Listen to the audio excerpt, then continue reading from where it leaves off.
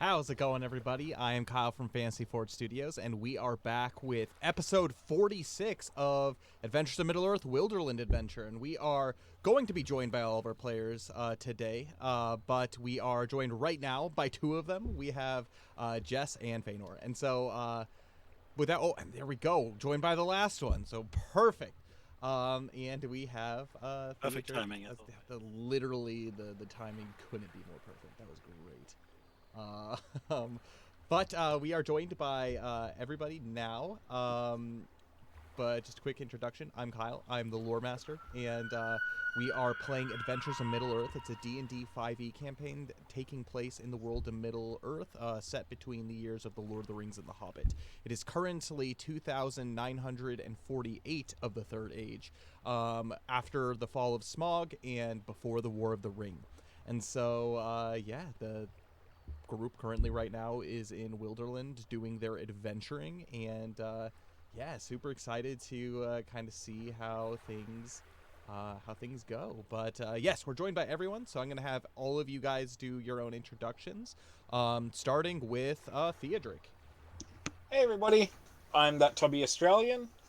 I play Theodric Grimborn. He is our young man of Rohan, and he is our slayer, one of our two slayers. Theodric has spent his time away from the group searching for more answers about his blood rage and his cursed heritage, and now he's glad to be back with his fellow compatriots, doing what he do, adventuring, saving people, kicking butt. Trying chocolate for the first time. Trying chocolate and loving it. Getting a tummy ache from too many waffles. Exactly. He loves... What a way to go. He loves Jessamine's birthday, and he hopes she has many, many more that he's invited to. I just think about it this way. It's like, I know, like, in, like, a lot of culture, it's like everyone wants to be, especially growing up, invited to birthday parties, and then they just kind of eventually become like, not kind of no big deal, that type of stuff. But if you try chocolate for the first time, you absolutely want to be invited to everybody's birthday party after that. That actually reminds me, it was my birthday about 2 weeks ago. And happy birthday. Hey, happy birthday. I was working that day, and because I'm on a diet, because I'm working out and exercising and eating better, I was like, okay, I'm not going to do anything crazy for my birthday, nothing like that. I got to work, and my workmates had bought me a no sugar Sprite and a birthday cake flavored protein bar for my birthday, and they'd stuck a little candle in the birthday. That is amazing. In the birthday cake flavored protein bar for me. I have a question. What? How does sugar-free Sprite taste? I've never had that. Not too bad, honestly. Not too like I'm not a big fan of Sprite anyway, but it tasted pretty much the same. Yeah. I'm more curious about the birthday cake flavored protein. It actually did taste like birthday cake. It tasted like those like, you know, the ones with all the like the sprinkles on it, like the vanilla cake with the sprinkles. Oh yeah.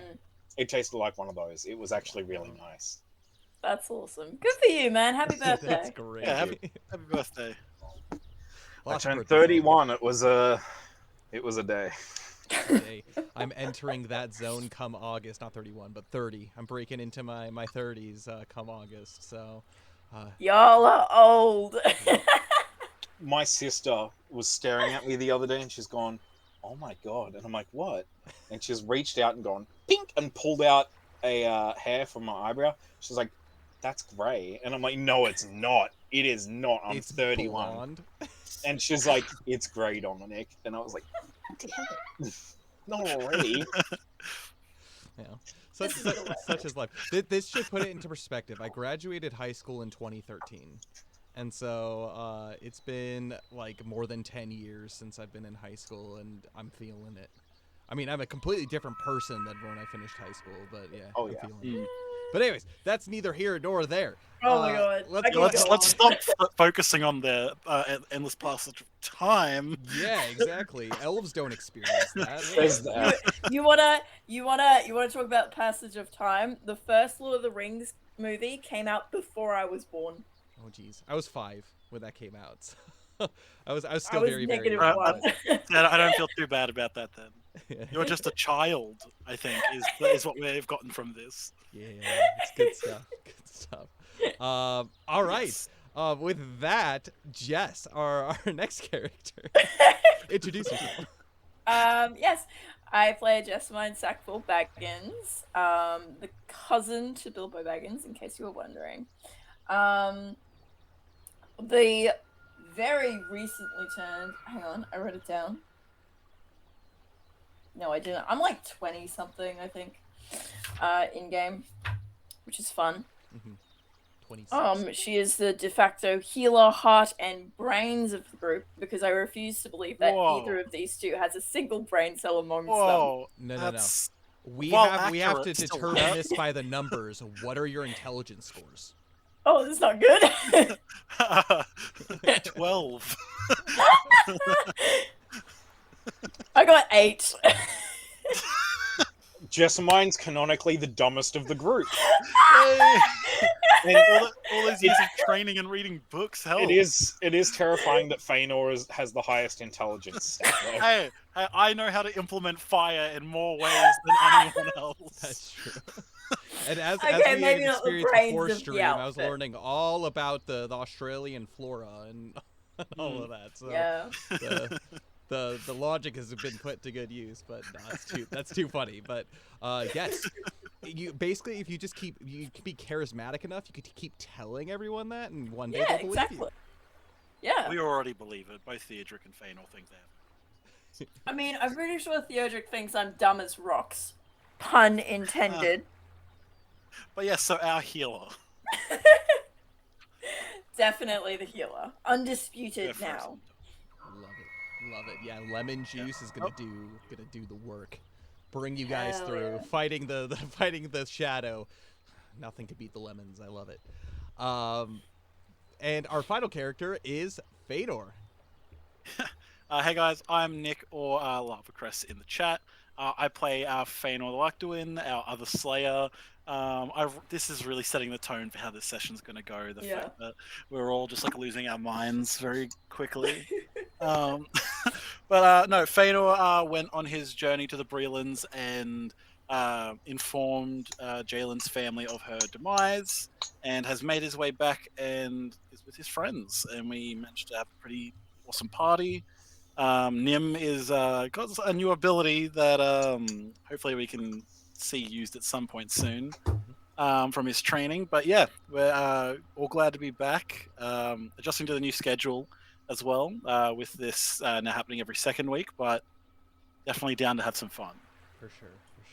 And for those who don't know, we do have an Eriador campaign going on the off weeks, and so 1 week it'll be in the evening, Adventures in Middle-earth Wilderland Adventure, and then on the other one, Adventures in Middle-earth, in the mornings, it'll be Eriador Adventures. And so, yeah, should be really cool. We were talking a little bit before stream. A lot of the NPCs and stuff are interlinking. Actually, one of the last session was session 0 for Kyrian, who's one of the Dunedain of Eriador.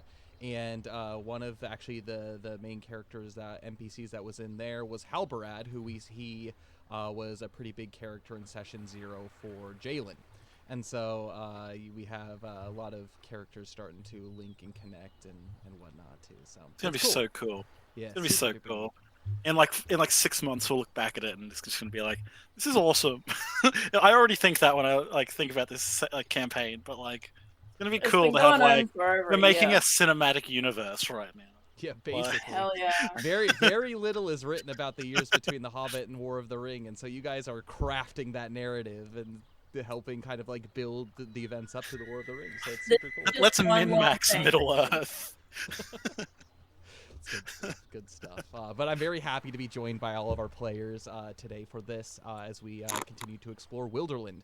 But I'm Kyle, as I had mentioned. I am the lore master of this campaign, both playing with and against them, but most importantly, narrating their story and how they make an impact on Middle-earth as they begin to approach the later years of the Third Age. As I had mentioned, it is now April 2nd in the year 2948 of the Third Age, and they had just experienced and encountered, well, each other again after a fellowship phase away, but also had just experienced and celebrated the birthday of Jessamine Sackville Baggins, and that was last session. So that's up on YouTube. You can go check all that out. But yeah, the lot has happened during the fellowship phases away. One of the cool elements of Adventures in Middle Earth is there are fellowship phases where you can go off and do your own things and kind of set stuff into motion, whatnot. And so they finally gathered back. They've had some time to discuss last session about the things that they did, and they are currently now in the process of figuring out what to do next. But at the end of last session, for lack of a better term, they planted a tree. And this is the start of new beginnings and the start of a new adventure. And with that, it is the morning of April 2nd, and it is relatively bright and early, not crack of dawn, but the group has made their way out probably around 9-10 a.m. in the morning, made their way down by the pond that is connected to the Easterly Inn, where the group planted a piece of the Shire, which is one of the rare seeds that have fallen from the party tree. And so they all together have planted it in some pretty good soil, and you're looking towards kind of what to do. You're at a point now where everybody, at least all of the hobbits, are up, but they're all inside the Easterly Inn, busily doing their stuff. Rodri and the other little boy. It's like, I don't know. The two little Hobbit boys. Just do what Feanor doesn't say. Those Hobbit kids. Those Hobbit kids, yes, absolutely. They have been out and they've kind of been playing out in the front yard, but you haven't seen either Agatha, Dindy, or Dodie yet as of this morning. This has kind of just been a morning for the three of you to be able to kind of recollect yourself and recover from last night, and also figure out what the plan is going forward. So I'm going to go ahead and hand the reins on over to the group of you. You know, I'm glad that as an elf, I don't really get hungover, because Theodric, you look like trash. I feel it's not from the alcohol. Maybe I had too many waffles. Make a Too much Constitution saving throw for me, Theodric. All sweeted out from the chocolate. 16. 16, yeah, it's definitely like kind of sitting heavy in your stomach, but you're not like completely wiped, but you're feeling it a little bit. I just feel kind of heavy and gluggy. Jess gives you the most confused look, like, what do you mean too many waffles? I ate What is like what? a lot of. What does that mean? Too many? I ate 4 plates. Of them. Just he's feeling unwell from the amount of food that he ate. I know, as a hobbit, this may be shocking to you to hear, but there is a limit. Yeah. You mean? Do you mean a minimum? Like he didn't eat enough waffles, and that's why he's not feeling well? You know what? Next time you should get him 8 plates, just to No. maybe he's actually starving. That seems like the most logical conclusion to my 8 intelligence brain.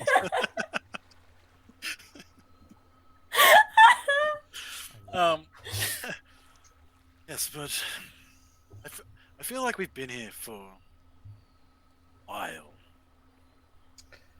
Maybe it's just that wanderer in me, but I think soon it might be the time to start heading off. Well, this sitting still, I think I'm getting rusty. It's been about 2.5 weeks since Feanor's been back. It's been about a month since Jess has been back, and it's been a little over 3 weeks since Theodric has been back. Yes, we have been here a little while, but and I'm happy to, the idea of moving on always sounds good. But the question is, where exactly are we going? Well, we mentioned maybe going to where is it? Mountain Hall? Is that what it's called? You have to go to Mountain Hall. Edric, if you still need to find out more about whatever your issues are, then that would be a good place to head. One thing we can do is if you guys have places in mind, I can place your markers on the map about where that is, so you guys can like map out potential places about like where you want to go. So for Jess, one of the things that you had mentioned is Mountain Hall, and Mountain Hall is going to be right here. Yeah. Okay. Yes, well, seeing as my only other lead is Dol Guldur, which doesn't sound all that inviting, or like anywhere I want to go anytime soon, Mountain Hall sounds good. No, we're Well, moving that. That goes over it's here on with the way. Jess. It's on the way. It's on the You know, way. we're just walking past. We can, we can duck by, grab some eggs and milk from Doggleder, and head back. New. No, if that's where they want to head, Feanor he's really just feeling that wanderlust. He doesn't like he's been as much as he has been traveling and he's been enjoying it, sitting still and just eating food, like a lot of food every day, and not really being out in the depths of like the woods or anything has been. It's been draining. I'm gonna have the three of you make a traditions checks for me. And this is about kind of just general information about what you know about Mountain Hall. I got a My 12. next one. Do I get advantage on that because I was studying all of the Woodman stuff with Valineth? I would say that probably constitutes that for sure. Okay. I got a Well, yeah, 7. from when we spent that time getting specific things, like I can navigate the place pretty well. I think that was when you went down to what's it called and helped them build Ruskabel and all that stuff, yeah. Yeah, Roskabel. Okay. He went to a few different places, Yeah, like Black Roskabel, the Black I, Tom. I only got a 9 even with advantage. That was a Okay. bad traditions check. Owie. So in for especially for Theodric and Jess, the two of you kind of have these ideas of Mountain Hall and potentially what it could entail. Theodric, more you have a better idea of the culture and maybe like what the people themselves value. And Jess, all you know from it is basically just the hearsay from the time that you've spent with Mogdred, and you actually have questions about whether or not like he's actually visited there before. Yeah. But Yeah. also from just kind of the hearsay that you heard from the Woodman. Feanor, you have a better idea knowing the general area about where it is, especially as you really took in as you were passing over the Misty Mountains and the High Pass, just like the general architecture of like the Misty Mountains themselves. And so you kind of have a better idea of like what to expect more. But the general consensus is when you arrive, you're just going to have to kind of assume that you're at the right place. There's no like identifying markers that you guys have been able to come up with about like, oh yeah, we're here. And so as you go forward through here, you are going to whoever is going to be acting as your guide is going to make their departure roll with -1. So with that, so keeping in mind that Mountain Hall is your target location, I'm going to go ahead and put Jess here for Mountain Hall. Feanor, I'm going to plop you up here for right where the where you guys are at the Easterly Inn.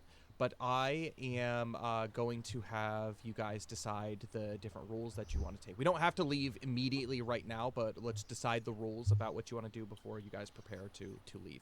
And so just a reminder, we have the role of the guide. They're the ones who make like the departure arrival rules, all that kind of stuff. You have the scout, who is kind of like the stealthy person who can like scout ahead and see kind of like what's going on. You have the hunter who goes out and does like the gathering of supplies, food, kind of helping a little bit with like tracking creatures. It's a less stealthy role and more like a survival role in that aspect. And then lookout is the last one. Essentially, I recommend that you guys either take the guide, scout, and hunter, because the only benefit that the lookout gives is you essentially get +2 to perception checks when keeping watch, essentially. So that's the only bonus that gives. It doesn't really have any like specific task per se. So If you guys want to do the first 3 and then just the Yeah, rolls okay. are made normal, that's my recommendation. But you guys can do whatever you want. So Is there any particular roles that you guys want to do? Like any that you haven't done Dibs on before? scout. Okay, Yeah, sweet. that's probably what she's best at. Yep. And Yeah, I'm not going to be Cedric- very useful. I I have think min-max's yeah. character. Yeah, Theodric's been our hunter a lot of the times. Mhm. Do you still want to do that? Yeah, probably. My survival stat's actually really good.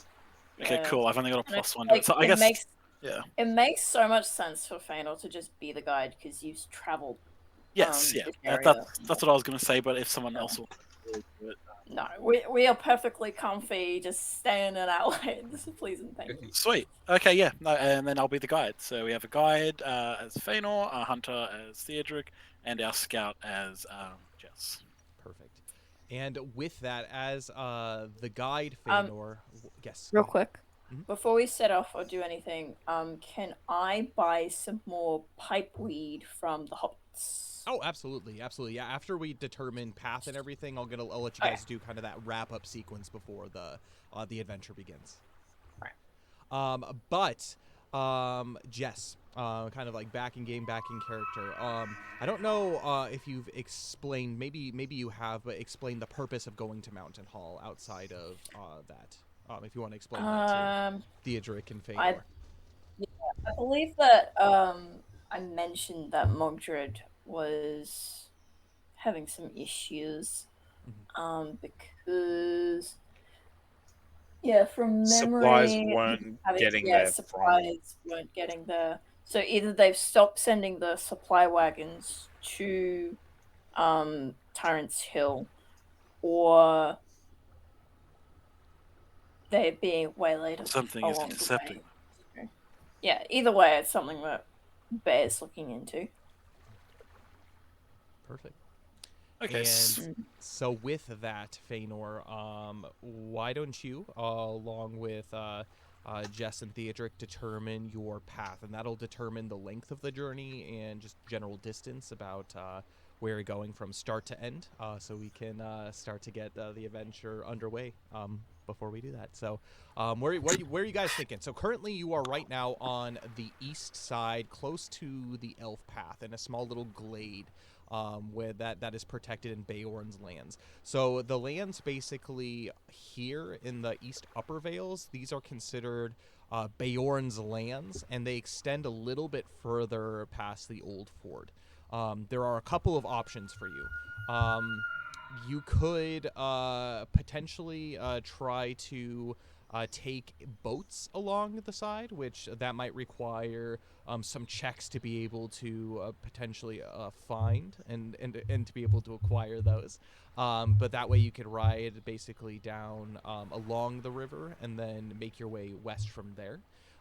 You could do what you have been doing and walking down kind of on the east side, or you could attempt to ford across the river Anduin, which currently it's springtime, so that would be very, very dangerous. Probably not be the best thing to do at the moment, but it's always an option too. I know what was it? Broderick has a saddle that allows Broderick to do it once per adventure automatically, so that's kind of cool. But yeah, so there's that.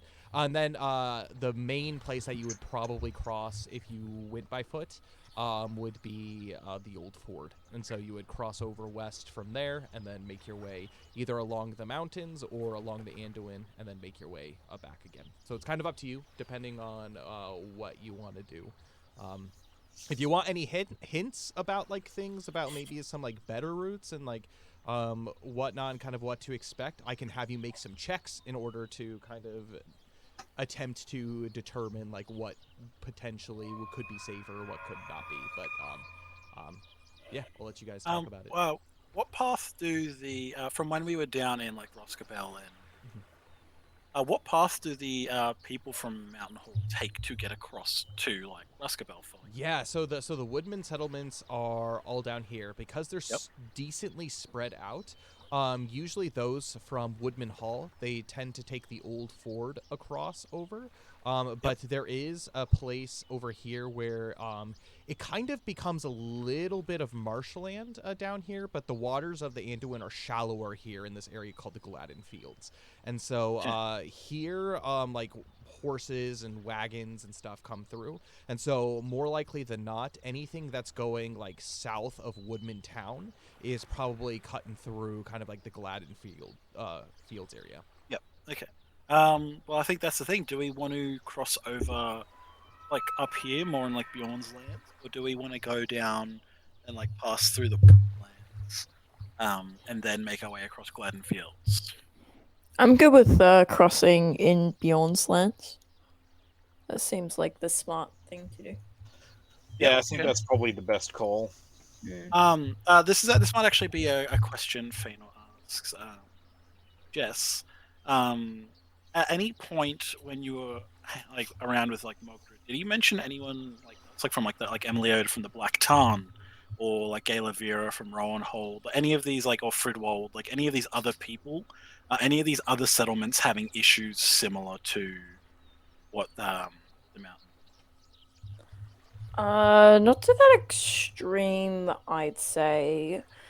There was definitely a lot of tension with the Black Tarn, just from what I got, because they are in very close proximity, and he seems to view them as living in his backyard. They seem to view him as Big scary guy over the hill. Yeah, like the guy currently occupying Tyrant's Hill, the tyrant from Tyrant's Hill, the tyrant lord from Tyrant's Hill, that kind of thing. But I haven't been to Black Tarn, so I wouldn't know for sure. Okay, because that's the only reason I would suggest going down through the Woodman lands would be to check on these other settlements as well prior to doing what Mogdred said. But I do agree as well that it would probably be safer to cross the river in lands that we know are more or less safe, rather than chance it through the Gladden Fields. Fëanor, I'm going to have you make a survival check for me. From what I can tell, Mountain Hall seems to be the most immediate problem. To help keep the peace, I guess that's where we'll go. I got we a can 14. Always check on the others later. Yeah, if at some point we're going back through to Tyrant's Hill, we can pass by. 14. But yeah, I got a 14 on that survival check. So one of the things that you have noticed during your time in Wilderland, a lot of travel that you have made here, specifically the area where Bjorn lives, but also the Easterly Inn. This is definitely the safest area in all of Woodman right now. The Bjornings are at a point where they're about at their strongest, that they have been for years. They are a very well put together people at this moment in time. And so specifically this area in the East Upper Vales here is going to be pretty darn safe. The Anduin Vales, which is this area down here, the closer it is to the Old Ford, the safer it gets, but the further south that you go, something that Jess has actually encountered a little bit, starts to become much, much more wild. There are bigger beasts, creatures, more things like bears. Was this the part of the woods that Fëanor traversed by boat? Because it seemed like the woods got darker at that. So down in this general direction, when you took the boat down here, it started to get darker. But the one thing that Jess noticed is there's a path that cuts basically right through here that goes to Tyrant's Hill, which is like right here. Basically south of here, like the Mirkwood is like pretty bad.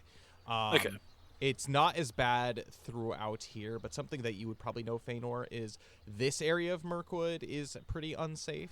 But the two most like unsafe places in Mirkwood are this area of the mountains of Mirkwood and southern Mirkwood, for sure. These two are like perilous to attempt to go through. And so these areas are relatively safe. You don't really know about these areas over here. But from what you have experienced over kind of in the west Upper Vales, is it seems decently wild. And actually, Theodric, you would know this because you've traveled through this area on your way to Gundabad. It's more desolate. There's less that's here, and you didn't encounter any orcs or goblins or anything, but you also didn't encounter really any people. It's pretty empty, but it's kind of has like this like ominous feeling. So from basically what you have been able to find is your passage basically through the East Upper Vales is going to be pretty easy and probably pretty quick. You got attacked by goblins and wargs down here.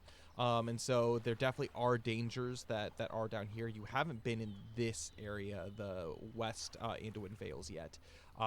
But you also know, so like this area is a little bit unknown to you, although you know that this area is a little bit more dangerous. So if you decide to take the Old Fort, you're going to be going into a little bit of some uncharted territory, but it'll kind of depend too on whether you want to go along the Anduin, or you want to make your way down the middle, or close to the like hills of the Misty Mountains.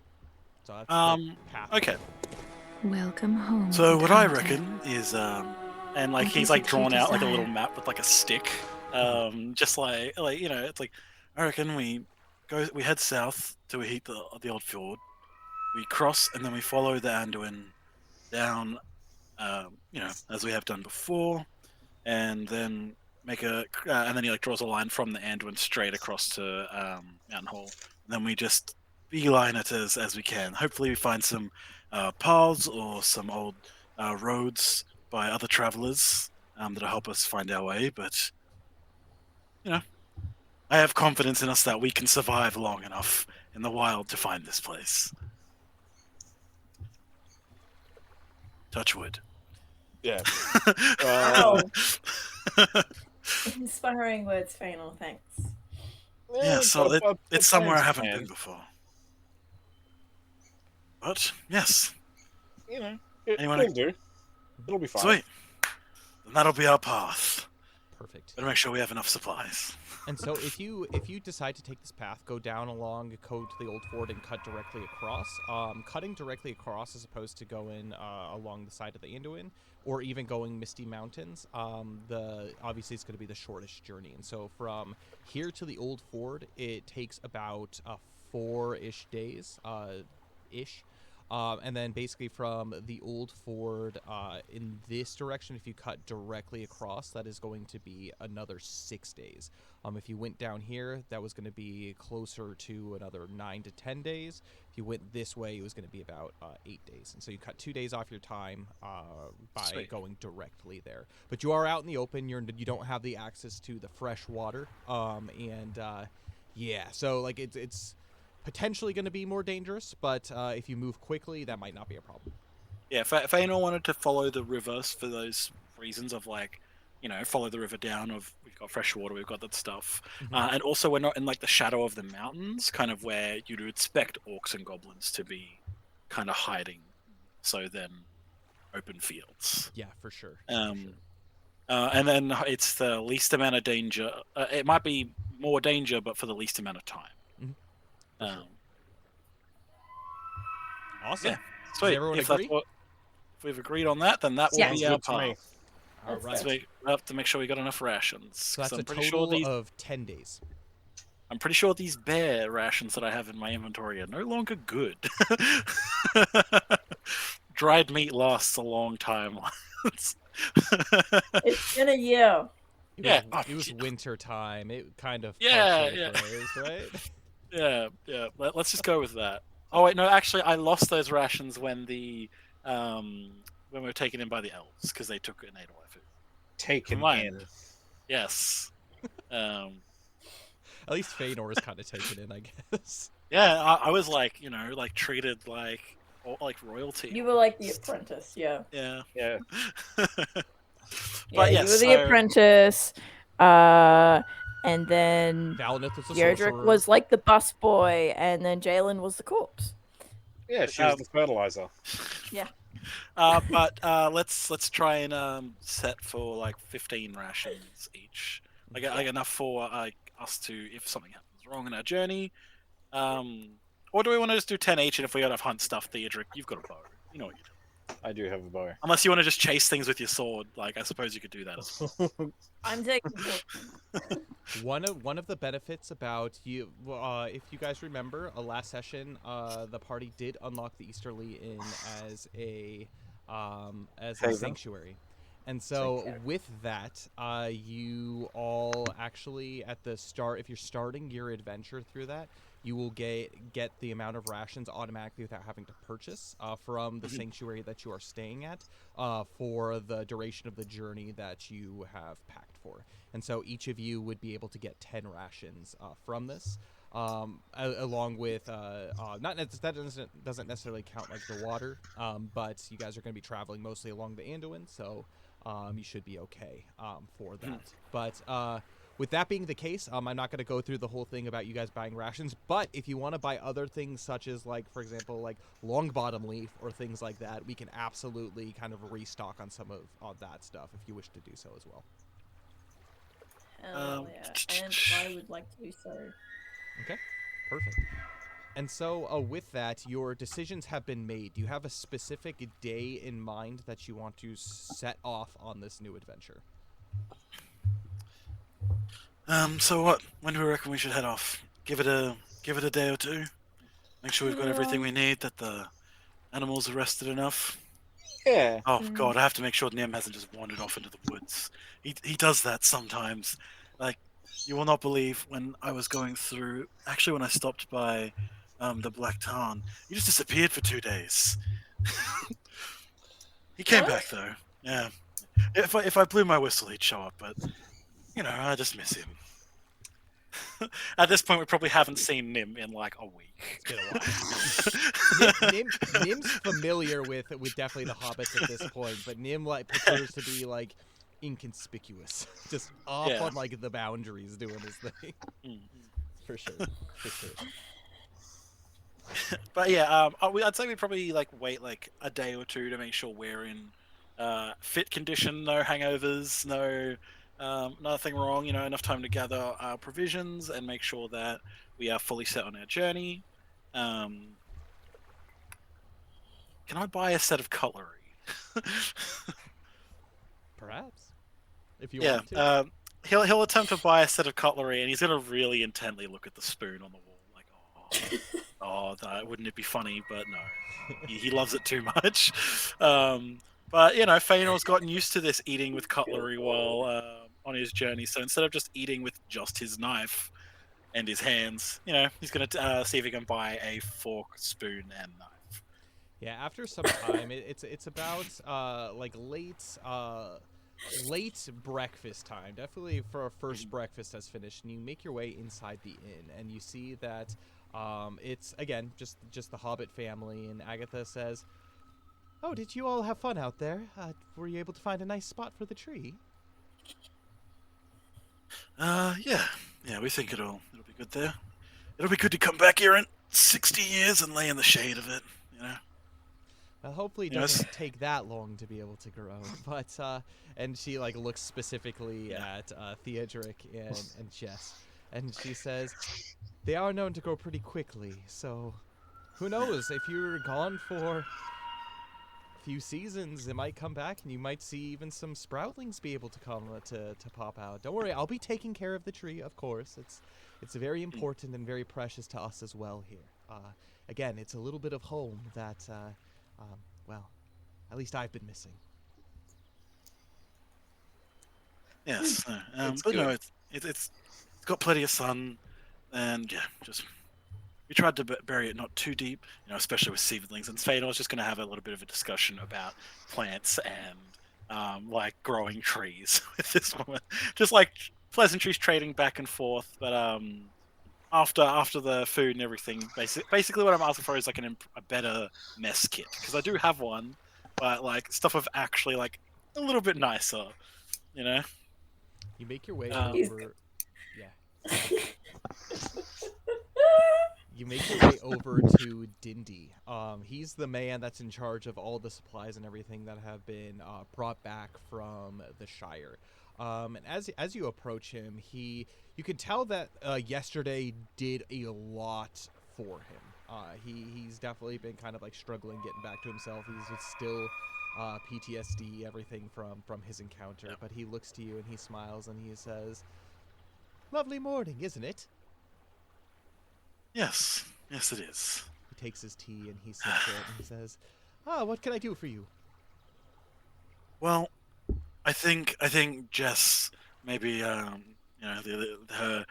want of the finer things in life may be rubbing off on me, but I would like to see if I can buy a nicer mess kit. And Feanor pulls out his mess kit, and he pulls out this little tin, and when he opens it up, there's a knife that's the handle's just broken off. So it's just the bare metal and the smallest carved wooden cup and a little carved wooden bowl. They're well made, but I like to envision it as it's not a tin. You've literally just found an old tin can and has turned that into your mess container. Yeah, more or less. Dindy looks down at the mess kit. He looks up to you, and he looks down, and he... faithful. It served me for many, many, many years. Good gracious, who robbed I made you? this... What? I've had this since I was in my 30s. Look, I've gone through probably 40 bowls, but... He looks at it again and says, "I think anything that I have to sell you is an upgrade from this. Depends, how nice are you looking?" Nothing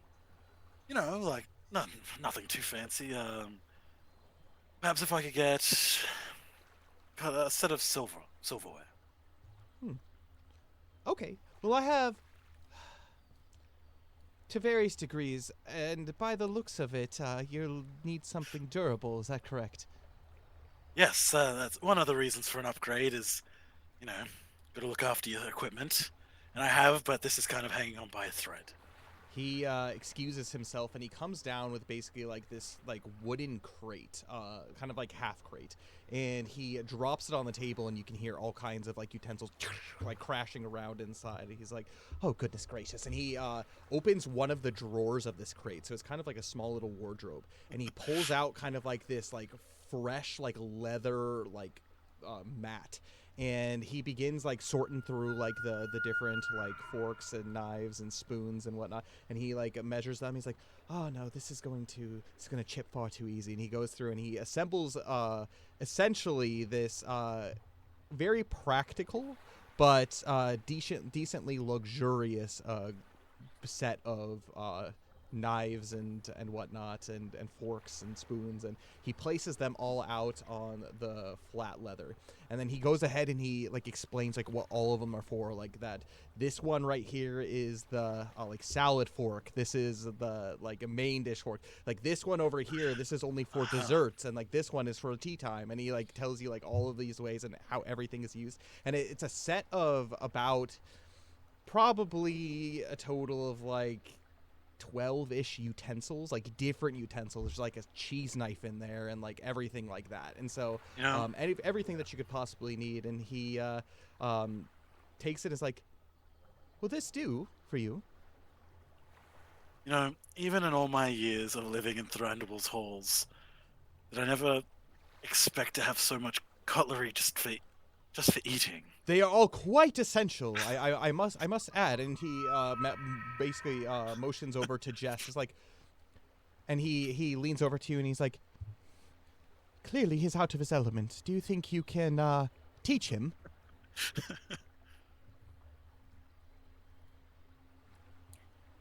Do you think I have time? Look, I could just go the dwarf approach and just get cast iron everything. No. He looks That is appalled. He is unnecessary. offended. Too heavy indeed. Yeah, that could be used as a weapon. And Feanor picks up one of the knives. Could this work in a survival situation? It's a cheese knife, and he's looking at it, he's like... He reaches out, he grabs it out of your hands, and he's like, "This is for cheese only." And he puts it down on the firmly but organized in on the leather sleeve.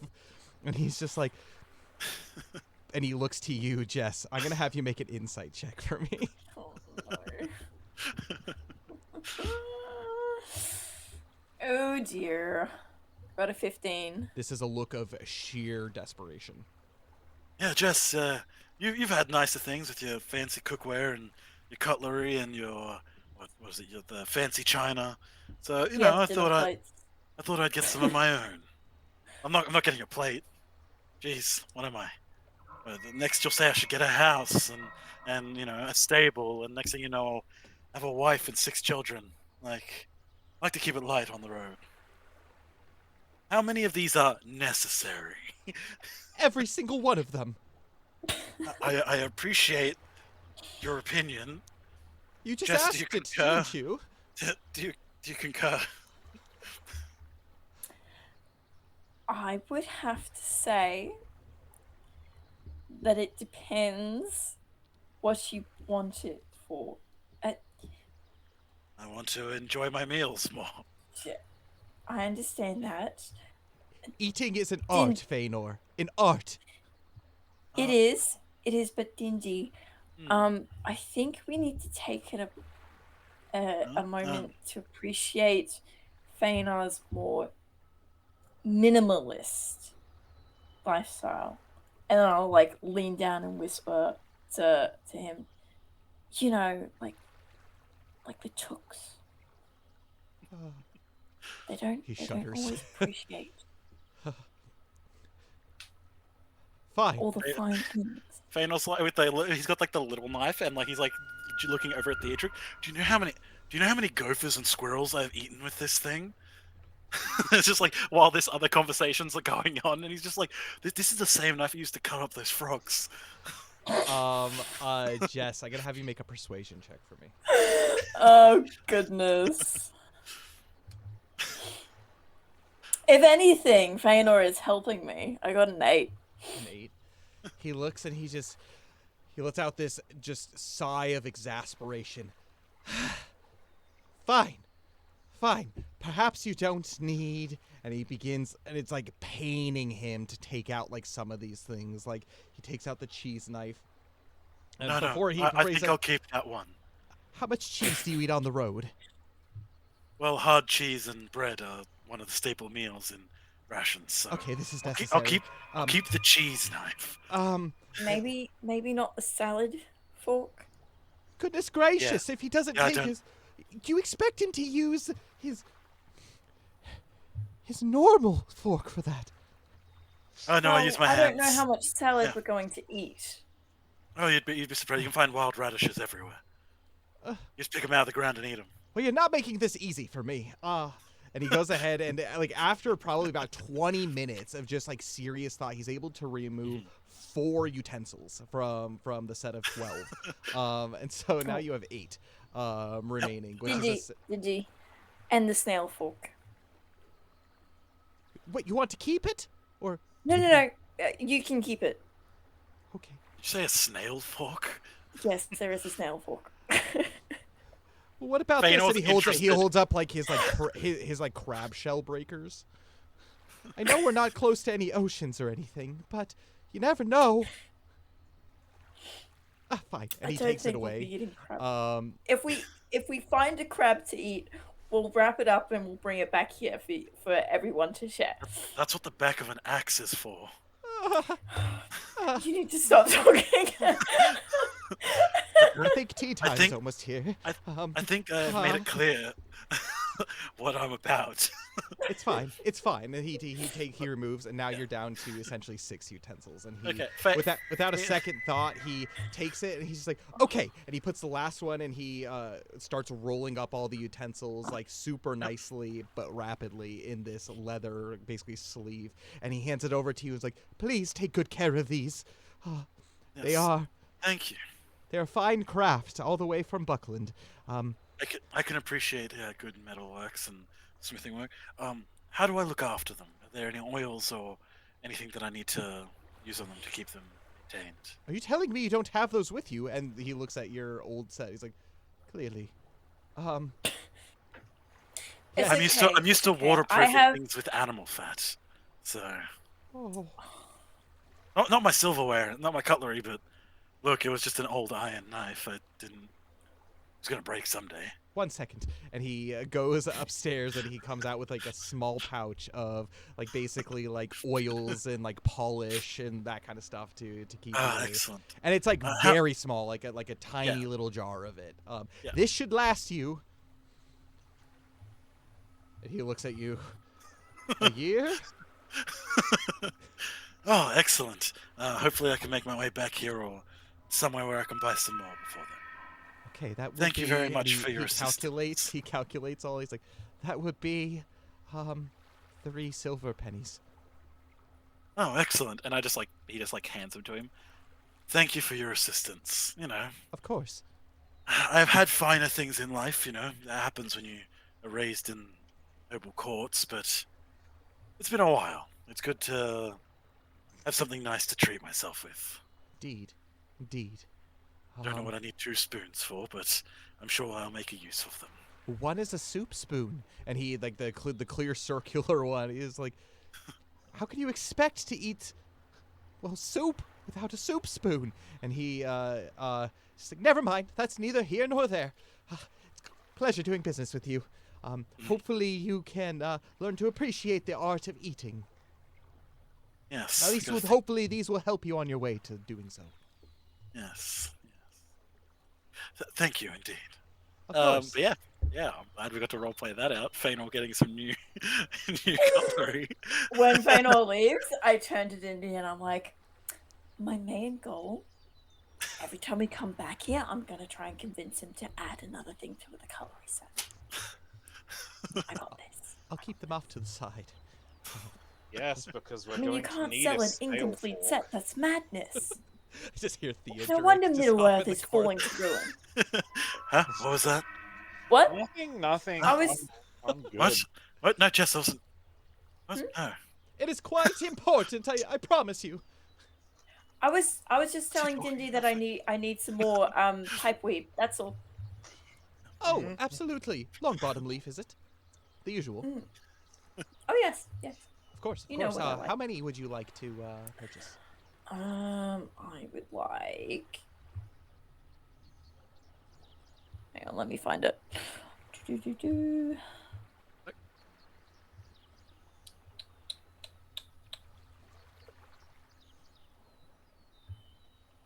It's in here somewhere. Oh yes. Hi, weed. Can I take 3? 3 pipe So weeds, put me of up course. to- yeah. Let's see, and he calculates and he charges. says, "Well, you are family." And he says, 3 silver pennies. I know that's worth far more than that, but I know it'll be going to someone who could truly appreciate it. Well, thank you. I do appreciate it. Of course. And if you do come back and you need to restock any time, I've got plenty. Well, that is unless Doty uses it all, but he's gonna have to pay as well for that. Things don't come It's hard cheap, to and get. if I've learned anything, making the trek across the mountains. It doesn't bear thinking about. Indeed. I'll just stay in my own quiet hole here, and for a time,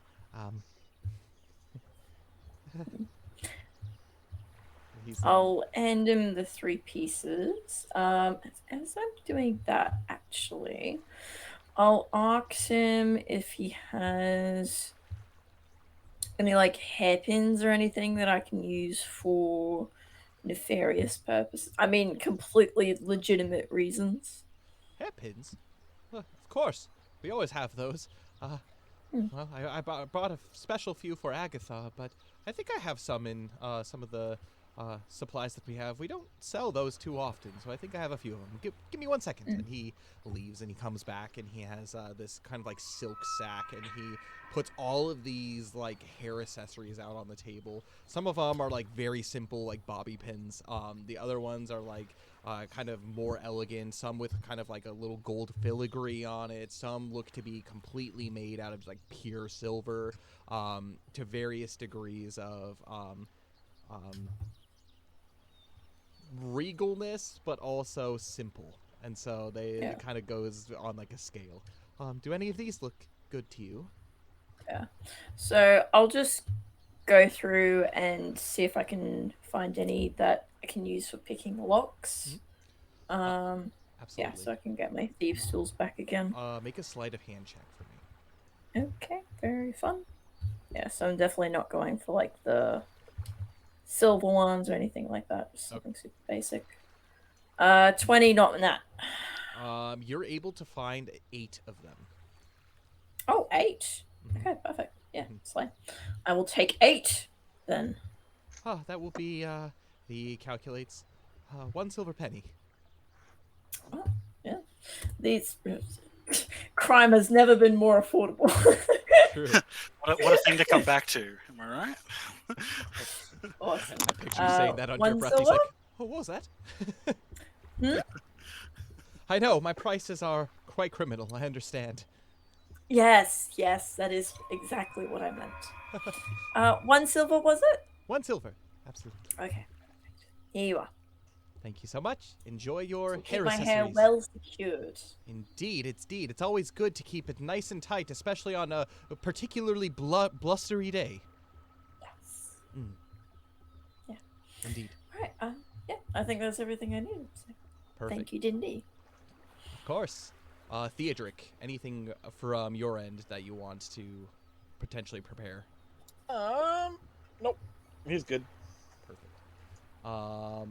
Cool. Any other last minute things before you do all kind of spend your last couple of days here and start your new adventure? I think we've pretty well rounded out all the things that we want to do. Was there any letters or anything that we might want to set off with from here, if we can?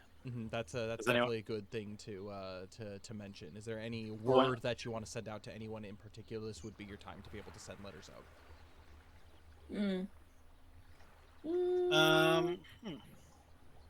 No, I don't think I have anyone that I want to contact. I think Fainal might actually write a letter to his dad, like giving him just in case. Oh no, he wrote letters after the folk move, but he wants to write letters to him about updates on like Caranthiel and the fact that he's met like Lord Elrond himself and like what was his name, Galadad. Wow, what was the most powerful elf that's like alive? Oh, Glorfindel, yeah. Glorfindel, and like he's just it's a lot of fanboying about Glorfindel being so cool. Yeah. And like he's so awesome, and like he can like move faster than I can see. Like he's just like I'm so awesome. I want to be like him when I'm older. Like stuff like that. Like his sheer presence makes you cower in his sight. Just look, you just. More or less, just like a letter updating his father about what's going on. About the state of things, and maybe like writes a little like hopeful message at the end about how he hopes things continue. Perfect. Yeah. That will definitely be sent off over the course of this next adventure. And with that, you, the group of you spend the rest of your day just kind of wrapping up loose ends and getting everything together and packing. One thing that you notice is you can tell particularly Rufus seems a little bit anxious. He keeps making his way over to the three of you as he sees you packing. And he like sits at your feet, each one of you in turn, and kind of like whimpers and like looks up at you and like just like and then I assume that he's hungry and I just feed him some bacon. Oh, and he eats it immediately out of your hand. And one thing that you have noticed is he's definitely become tamed isn't the word, but he's learned a few tricks since he's been here. And he spends the vast majority of his time with Shadrach. And again, he's much larger than Shadrach too. And so he often kind of like blocks the sight of Shadrach. And you can see that Shadrach has like you ask him for certain things and he'll run around and grab it and he'll bring it to you and do that kind of stuff to help you get ready and packed and whatnot. But the day comes to a close and you all go to sleep. Just kind of ready for the new adventure and the day ahead. I'm going to have Feanor. I'm going to have you roll your embarkation roll. So this is going to be a D12 plus your wisdom modifier. Okay. But -1. Yes, So -1. a 1. A 1. Okay. What? With that, and the nice thing about the embarkation table is it's not necessarily like 1 is like the worst possible thing that can happen. Like everything is like pretty random, based off how that is. And so you start off, and the next day comes, and it's definitely started to become warmer. No longer are you waking up to frost on the grass, but it is very clearly begun the Wilderland rainy season. And you wake up to a soft drizzle, but as you get ready to depart by around 8 a.m., it started to become a decently hard rain. You're able to get your cloaks and everything over your heads as you grab your steeds. You blow your whistle, and Nim greets you outside of kind of the little hollow that this Easterly Inn is in, and you begin to depart south. It doesn't take you long before you make your way over to the Anduin. It's probably about a give or take like a 4-hour journey by just like slow foot walking. Your pace is definitely slowed a little bit because of the rain, and it doesn't seem to be letting up. But it is quite beautiful as you are venturing. This is the first time that any of you have really experienced this kind of like clean washing away of things. You've seen many bright blue sky days here. You've seen some snow. You've seen very windy, blustery days. But it's the first time that you've truly seen something like this. Just constant, steady, rainy weather. And you can, it kind of reminds you, Feanor, a little bit of your time in the Brelands, where rainy weather was pretty regular. So it kind of brings you back a little bit to that. But you make a trek for the first day along the Anduin, and there isn't a whole lot to be able to see and or identify. You all set up camp for the night, and first night you make your way about this far, close to the Anduin. Just barely off in the distance as dusk begins to set. You can see what looks to be the tip of basically a giant pillar in the middle of the Anduin. I'm going to have the three of you make traditions checks for me.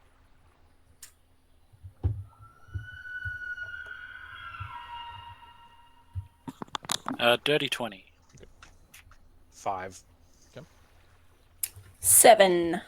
So, Theodric and Jess, the two of you, as you've traveled here, you've noticed this. This is probably about halfway down the kind of like in this area between the Easterly Inn and the Old Fort off in the distance. You have no idea what this is, to be quite honest, but it is a very distinct landform, and something that everybody that travels along the Anduin kind of keeps their eyes on in order to kind of figure out. However, Feanor, you know exactly what this is. Maybe you don't know its specific uses, but there is very much a legend and tale that you have heard about.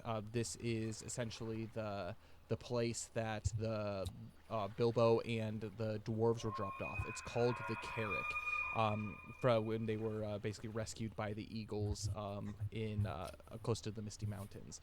It is a landmass that is, from what you know, is important to the Beornings. And so you chances are the closer you come to this, the closer you are to encountering some kind of Beorning of any kind, which actually gives a bit of safety and kind of this feeling of, it's, at least for this part of the journey, it's going to be relatively safe. And so the first night passes, and it goes without a hitch. It still is raining, and you're able to kind of set up like a makeshift kind of shelter kind of between some rocks and whatnot, but it's pretty wet. The next day, it's less rainy. A little bit drizzly, but you can see every now and then there is sun peeking out. Jess, I'm going to have you make a stealth check. This day, particular, you're able to identify that there are definitely a number of tracks. You're not sure if they're animal per se, but you want to go ahead and scout out to see if there is anything just in the general area before you do proceed for the day at the beginning of your journey. So I'm gonna have you make a stealth check for me. That is a 19. 19. You travel as both Theodric and Feanor are getting their mounts and steeds ready for the day and packing up the rest of camp. You make your way a little bit southwest-ish, kind of closer to the river, as it were. You specifically are looking for certain tracks, particularly big dog tracks. Unfortunately, you don't see any of those, but you do see a bunch of heavy booted footfalls, probably within the past day. In the rainy weather, something large and something humanoid has definitely made its way through here. I'm gonna have you make a survival check for me. Okay. Not so good. That is a 2. 2. You have no idea what it is. Probably Beornings, but they are clearly boots. There's like the pattern of like a shoe on the bottom of it. And so, unable to kind of determine that, you go back to the group and just kind of report the findings of what you saw on your scout. I'm not sure what they were. They could have been Beyond tracks. They could have been something else. But there's definitely a booted person roaming around here somewhere.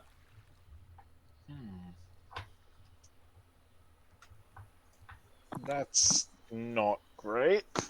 So, sorry, I just said that off. What did I miss? We've got Found a boot tracks. boot tracks. Cool. That's a good sign. Weren't we hoping that there was other roads? Is it? Well, we don't know if they're good guy boot prints or bad guy boot prints. So. But it's good news that we found them, regardless. True. Okay. Better to be prepared that an enemy is going to attack us at all times and not getting attacked than otherwise. That is a good point. I feel like that would do something to your How old do the stress tracks seem to level. be? Especially in this wet weather. What was that? How old do the tracks appear to be, especially in the wet weather? I can show you what they look like if you like. Sweet, yeah. Yeah. So Fortunately, it is on your path, and so you're able to make your way probably about 30 to 40 minutes, as Jess had scouted. And you see a number of animal tracks around the river. You can see a lot of life, specifically, like you hear the constant hum of bugs and crickets and like frogs in the river too, with the light rain. But as you approach these boot tracks, you see that they look relatively fresh. You can tell that pretty much right away. Probably within the past day, these have kind of some footfalls, and you. I think the three of you would be able to find kind of just the general direction that they are going in. They're going in a south easterly direction, so kind of in like a diagonal direction in this way. I reckon we don't bother. I reckon we just keep our path. Keep an eye out for anyone else. At night, we'll see if we can see any campfires on the horizon, but I don't think it's anything in particular to worry ourselves with. Fair Okay. enough. Sweet. So yeah, we just continue on our way. You continue onward, and it is more or less, there isn't a ton to be able to see. I mean, it's quite beautiful, and by the time the evening comes, the rain has completely cleared up. You see a beautiful sunset as it sets over the misty mountains far off into the distance, and you feel a little bit of humidity in the air, but kind of, that smell of, like, fresh soil from after, like, pretty heavy rain. And you feel pretty refreshed.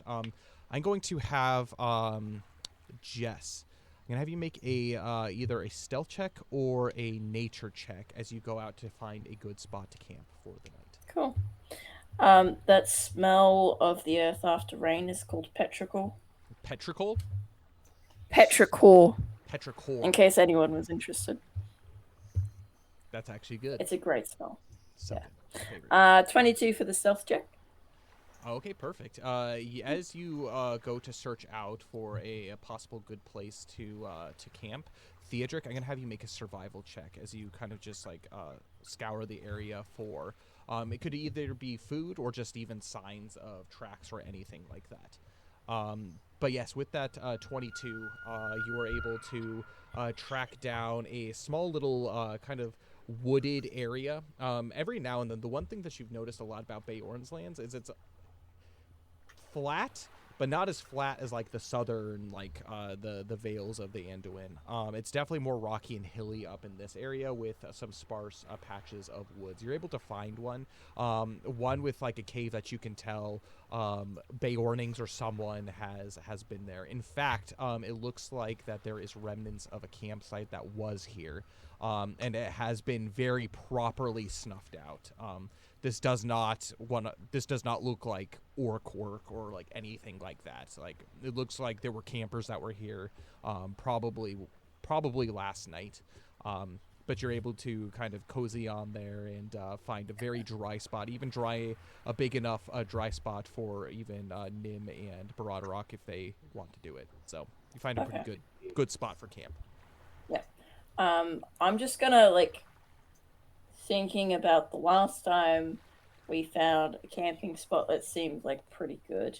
I'm gonna hunt around to see if there's any evil river spirits that's gonna drag us back in time while drowning us in a bog. Absolutely. As your feet are trampling through it, it's definitely kind of squishy. You're starting to feel like it's kind of bog-like. The ground has definitely taken on quite a bit of water. Nah, you don't see anything that could allude to that. This seems like a very quality place for camp. Okay. Cool. It's got a stamp of approval. It does. DM stamp of approval. Theodric. Yeah. Yes. I got a 5. I'm not rolling well tonight. It is okay. It is okay. You look around, and many of the signs of potential game or food that you can find seems to have been washed out. From what you can tell, there seems to be probably a small herd of deer has probably come through here, but you can't really tell if they have crossed the Anduin at this point or if they have retreated back east. It is a pretty obscured trail, and it's difficult to tell the general direction based off of the hoofs and whatnot of it. Unfortunately, you probably wouldn't be able to track too much, but on the plus side, you also don't see any footfalls from anything other than animals around this area. Okay. Cool. And with that, you're able to find this place to camp. It's out of distance from the site of the Anduin. It's kind of more inward, but you can hear the Anduin, so you're close enough to be able to kind of hear and to make sure that you're staying on decent course. And at this point, at the end of this day, the Carrick has started to grow tall and loom, and you're almost in its shadow. With that, Feanor, I'm going to have you make a either just a straight intelligence check or a perception check for me. Okay. I got a 10 on a perception. This is again, one of those you feel safe. You feel like nothing could go wrong, especially with this quality campsite that has been found for you. And as everybody settles in for the night and you begin to take your watch, you sit and you listen. A small bit of rain has begun again, and you hear the pitter-patter of it, but not enough to really dull your senses too much. As you stare up at the Carrick, you look, and it's probably about 2-ish a.m., and you can see what looks to be a giant creature up at the top. You could just catch a glimpse of it as it looks down in your general direction. It stands on 2 legs, and you can see that it's a presence of a giant bear far, far off in the distance. But it's large enough for you to be able to see it. It's pretty impressive. You've never seen a bear this size before. Like a 40-foot tall bear. Might as well be, right? That's terrifying. Look, it seems pretty far away. I guess I'll be okay.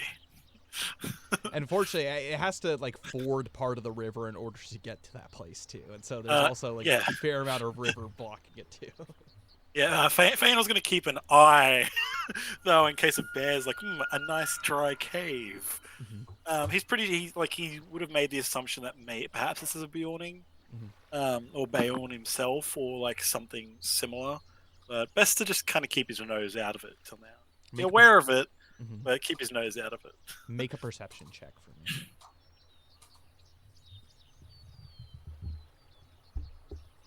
me. 10. Again. Okay.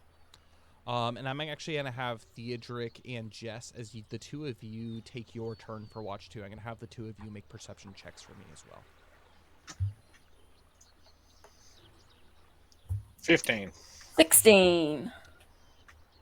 It is all quiet. The rain itself has altogether stopped by the time the morning comes, and it is a quiet, completely undisturbed night. This is definitely a campsite place that you're going to remember. Probably some of the best sleep you've probably gotten. Not much to really keep watch for. But you begin to pack everything up and depart.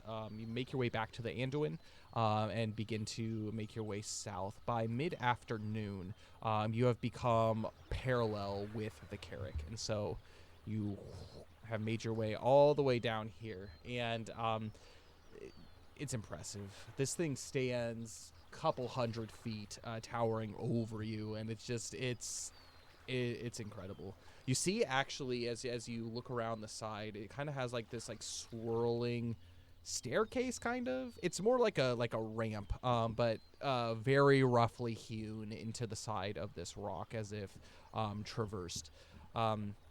Yeah, this is definitely something that. Well, I'm gonna have you the three of you make perception checks for me.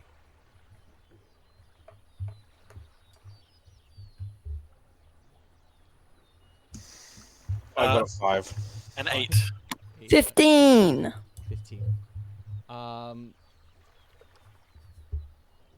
Something is a little bit off, Jess. At this point, the fact that you haven't seen anything, maybe it's the weather, but the fact that you haven't seen any hide nor hair of any Beornings or anything like that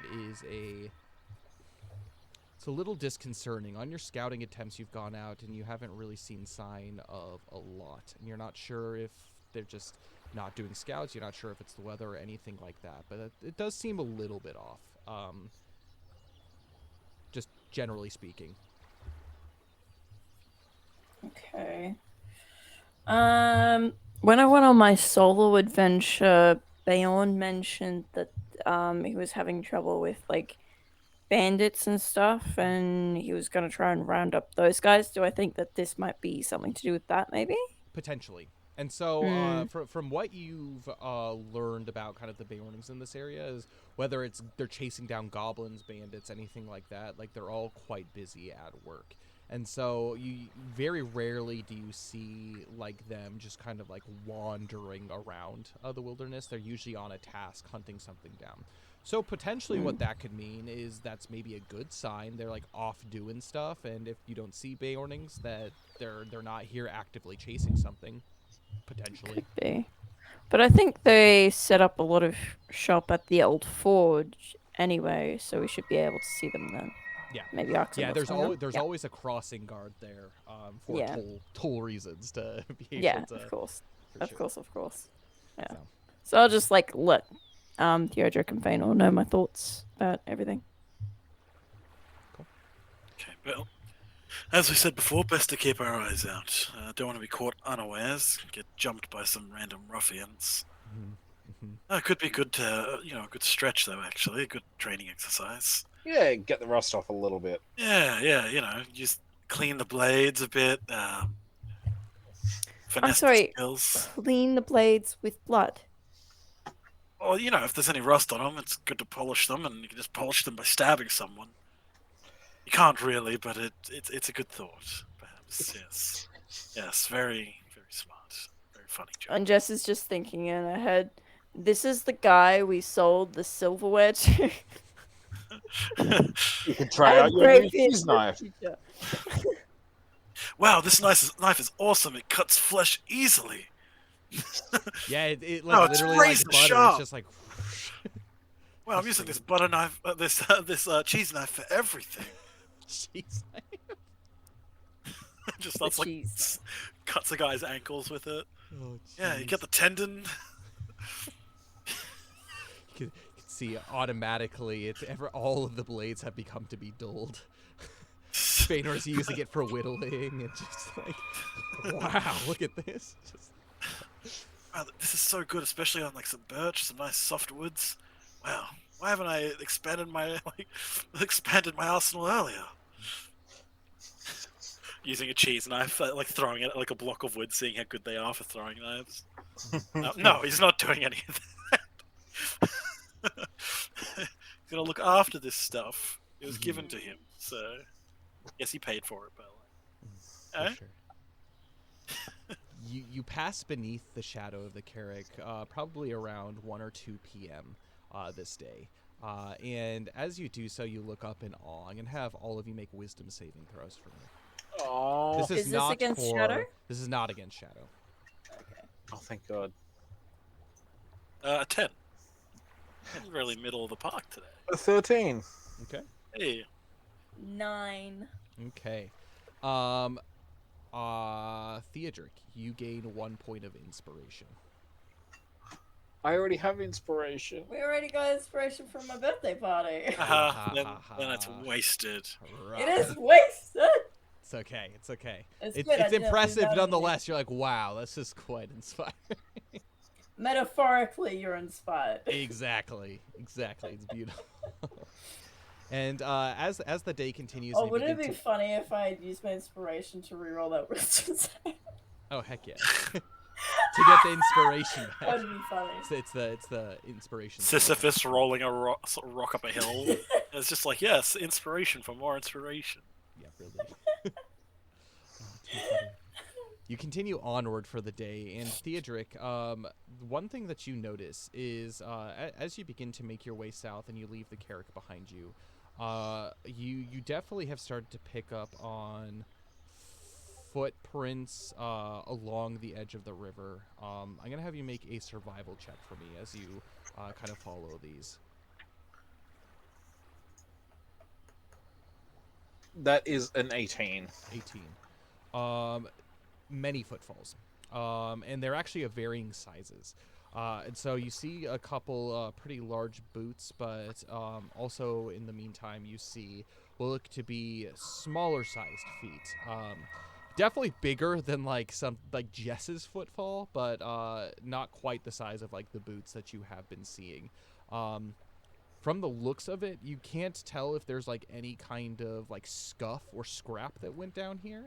But from what it looks like, the tracks seem to make their way southward, directly southward, not like off towards like the forest or towards the river at all. Oh, and the heavier footfalls seem fresher. Okay, and I'm gonna explain that to Feanor and Jessamine, that, you know, we're seeing a lot of footprints here, a lot of foot traffic, and the heavier ones are the most recent. Well, Okay. doesn't seem to be any signs of a struggle. No. I think this is a good sign that we are on a path that many others are traveling. Or it could be a sign that people are waiting for us up ahead. Well, then we get to stab things and, you know, Yeah, sure. Get to get into a scuffle, get the blood flowing. Nothing like that adrenaline rush right at the beginning of a fight. Oh, wait. I worry about you lads sometimes, you know that. Oh, we just like fighting. I see. Fighting's fun. And look, But protecting who exactly? the innocents is always good as well. Yeah. Sorry? Protecting the innocent is always good as well, you know. That's why I enjoy fighting. Look, if there's someone up ahead who has laid a trap for us, I would rather it be us walking into it than some poor civilian. Someone with their carts on their way down here to trade. No, that's one way to look at it, I suppose. Yeah, look at the brighter side of it. We make it to smash some skulls. And we're keeping the average person safe. Is that the brighter side of it? Smashing Oh, yeah. skulls seems a little Look, much. yeah. I've seen you do worse to a goblin, so Me? yeah. I saw you beat a goblin to death. Well, No, I beat it almost to death, and then you stepped in. yes, because you were going to beat it to death. Yeah, just a goblin. I walk away from the conversation. I like how He Theodric's turns just to like, he turns to Theodric like, what doesn't she? It's a goblin. I don't know, because she's pretty vicious when she wants to be. Like, Yeah, no. the whole thing is shanking people in the back. I don't know why Yes, she's yes, so. exactly. Like, that's part of why she's along. She can tell us that someone else is going to shank us in the back first. Yeah, I don't know why she's getting so uppity. Yeah. I think you need a catchphrase when you shank someone, Jess. Like you shank them and you lean into their ear, you tiptoe up into their ear, and you go, I can't reach their ear. You clamber up Shank their you body. very much. I am 2'5". Okay. No. A goblin you could. Pretty much anything else, no. Maybe a dwarf. Theodric's just like, for someone who, sneaks about, breaking into things and stabbing people in the back, Jessamine has weird ideas of what counts as good behavior. That's and morally what doesn't. correct. Yes. Yeah. Like, didn't she pickpocket stuff off some guys a while back, like a piece of a map or She something? did. And then she's telling us that we're not allowed to look forward to beating up some bandits. What? When did she do that? Feanor doesn't know about the pickpocketing or like the map and stuff. He knows about the map. He just doesn't know how she got it. When did she do that? We were busy at the folk moot. She I think? pickpocketed someone at the folk. No one important. Oh, thank God. I thought you were saying she's like scurrying around under the table, just like No. rummaging through people's pockets. No. I didn't see her move, so I was. She was quite too impressed. busy making soup for Maeglin in his layabouts. Oh, that's right. Oh, jeez. Okay, I got really concerned for a moment there because I was about to be like, "That's a much bigger issue than smashing goblin skulls." Yeah. To be fair, the first time she saw us fight, you immolated that goblin. Oh yeah, it was glorious. Oh, I think if I dream of it sometimes. You continue to walk southward. Do you? Okay, I guess that's my question. Do you continue to walk towards where the footprints are leading? Oh.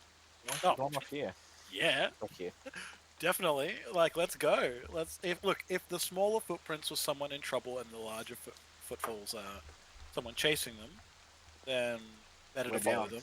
Yeah. And if it's just where the people are walking, then that's also good.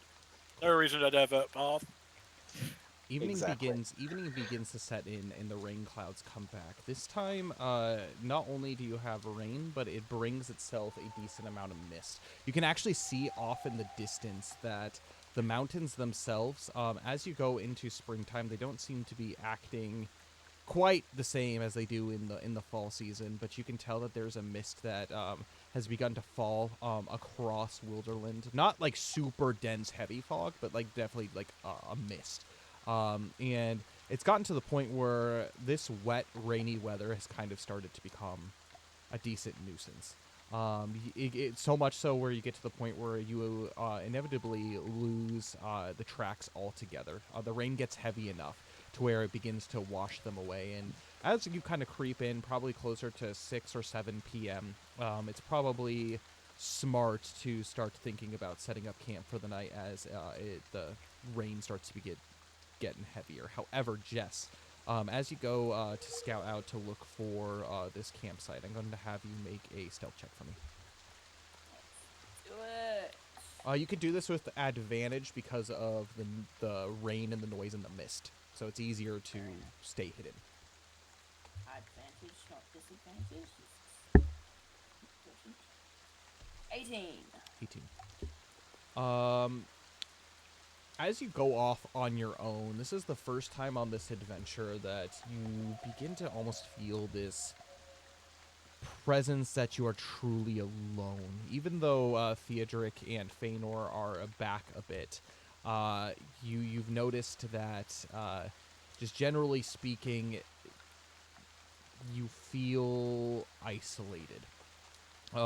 The fog begins to swirl in around you, and unfortunately, you're not really able to find any places of dry, as most of the wooded areas have been behind you. However, you do find yourself wandering towards the river itself, kind of following not necessarily tracks per se, but definitely kind of like imprints of, you don't know if it's rain or maybe the wash of the water or anything like that. Just you're just following, and you find your eyes gazing down towards the ground. But as you look up, you find yourself along the Anduin still, but there is kind of almost this swampy bit in the middle of the Anduin, almost as if there has been like a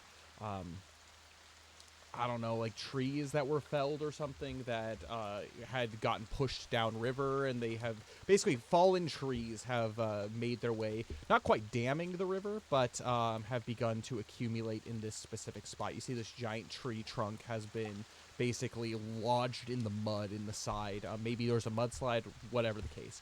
But you do find a bunch of this material that perhaps could be used for the like building something rudimentary. Okay. Yeah. For So like a shelter or something to keep off the rain and stuff. Mhm. Yeah. Could be a possibility. I will head back and confer with the local survivalists. Be like, Seems I as good found place as a any. tree. Okay, found a tree. Couple More trees. specific. It was I should say it was lengthwise, not vertical. A felled tree. Okay. Yeah. Was it dry firewood? What was going on? Yeah, I don't know, it could be firewood if it's dry enough, or perhaps we can make a shelter out of it or some description. What time? Like what time of day is it? It's evening, and so we're probably sitting around 8:30 p.m. at this point. Yeah.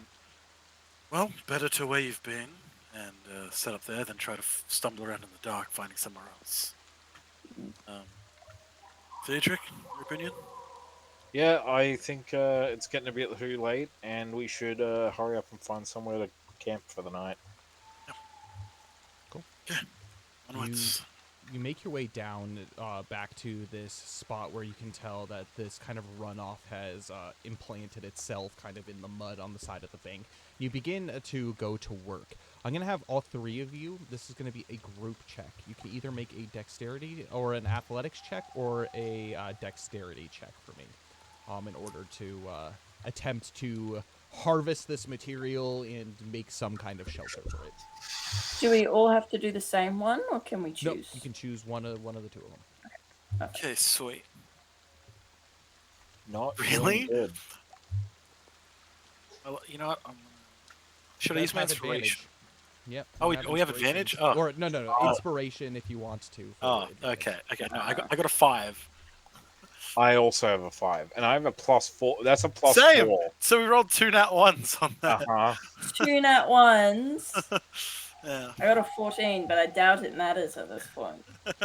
So you're able to gather a few pieces. You begin to scrape off some of the wood, and it kind of like shear it off a little bit to kind of like small planks. You've realized that this is difficult to work with because it's very waterlogged. You can tell it's been in the Anduin for quite some time. As you begin to pull some of it ashore, you can tell, and then like stick it out of the mud. It's pretty tiring work. After a little bit of time, you're able to, oh God bless you, but you're able to fashion something that kind of works.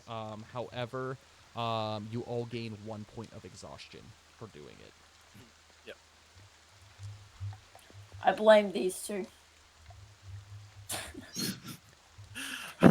We well, both have a wait. +4 to it, so we're like, yeah, let's go athletics.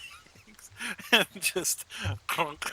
immediately It, fail. it's laborious work, and so the fact that We're you're doing able, all the lifting. you're able to build something that keeps you relatively dry, so it doesn't detract from that so much, but it was exhausting work. And so as you sit down for the night, you don't really have firewood to be able to start a fire. You can just kind of like sit there in your makeshift shelter from this hewed apart tree. What are going to be your watches for the night? Watch order. I can take first if you wanna, and then yeah. How much like how long do hobbits have to sleep for? The full 8 hours, I think. Yeah, technically it's like 2 hours of like light downtime, which is usually for doing watch, and then 6 hours sleep. Mhm. If we're doing 5e rules. Yep. So, So like the 8 hours of like just total Yeah. resting. Yeah. Yeah. Okay. Well, I might take the first 4 hours and then sleep till morning because I think I'm the only one Yeah. who would You're probably the be able only to one actually who get needs- back to be able to remove or at least get a chance to remove my exhaustion out of all of us. I have a question to Kyle, real Mhm. quick. I had exhaustion from before the fellowship phase. It's gone. It goes away after gone? the fellowship phase. Okay, Basically, you so- reset like a long rest Okay, for that. so I have one. Now point you of have 1 exhaustion. point of exhaustion. Okay. That would have been bad if you're like, oh, I suddenly have like 3 points of exhaustion. Yeah, that would have been my second bit. Perfect. And so what's the order? So is Feanor going to do the first 4 hours? If Fëanor and wants then... to start, I'm happy to go in the middle if Theodric wants to do the last one. Yep. Feanor, I'm going to have you make a perception check for me.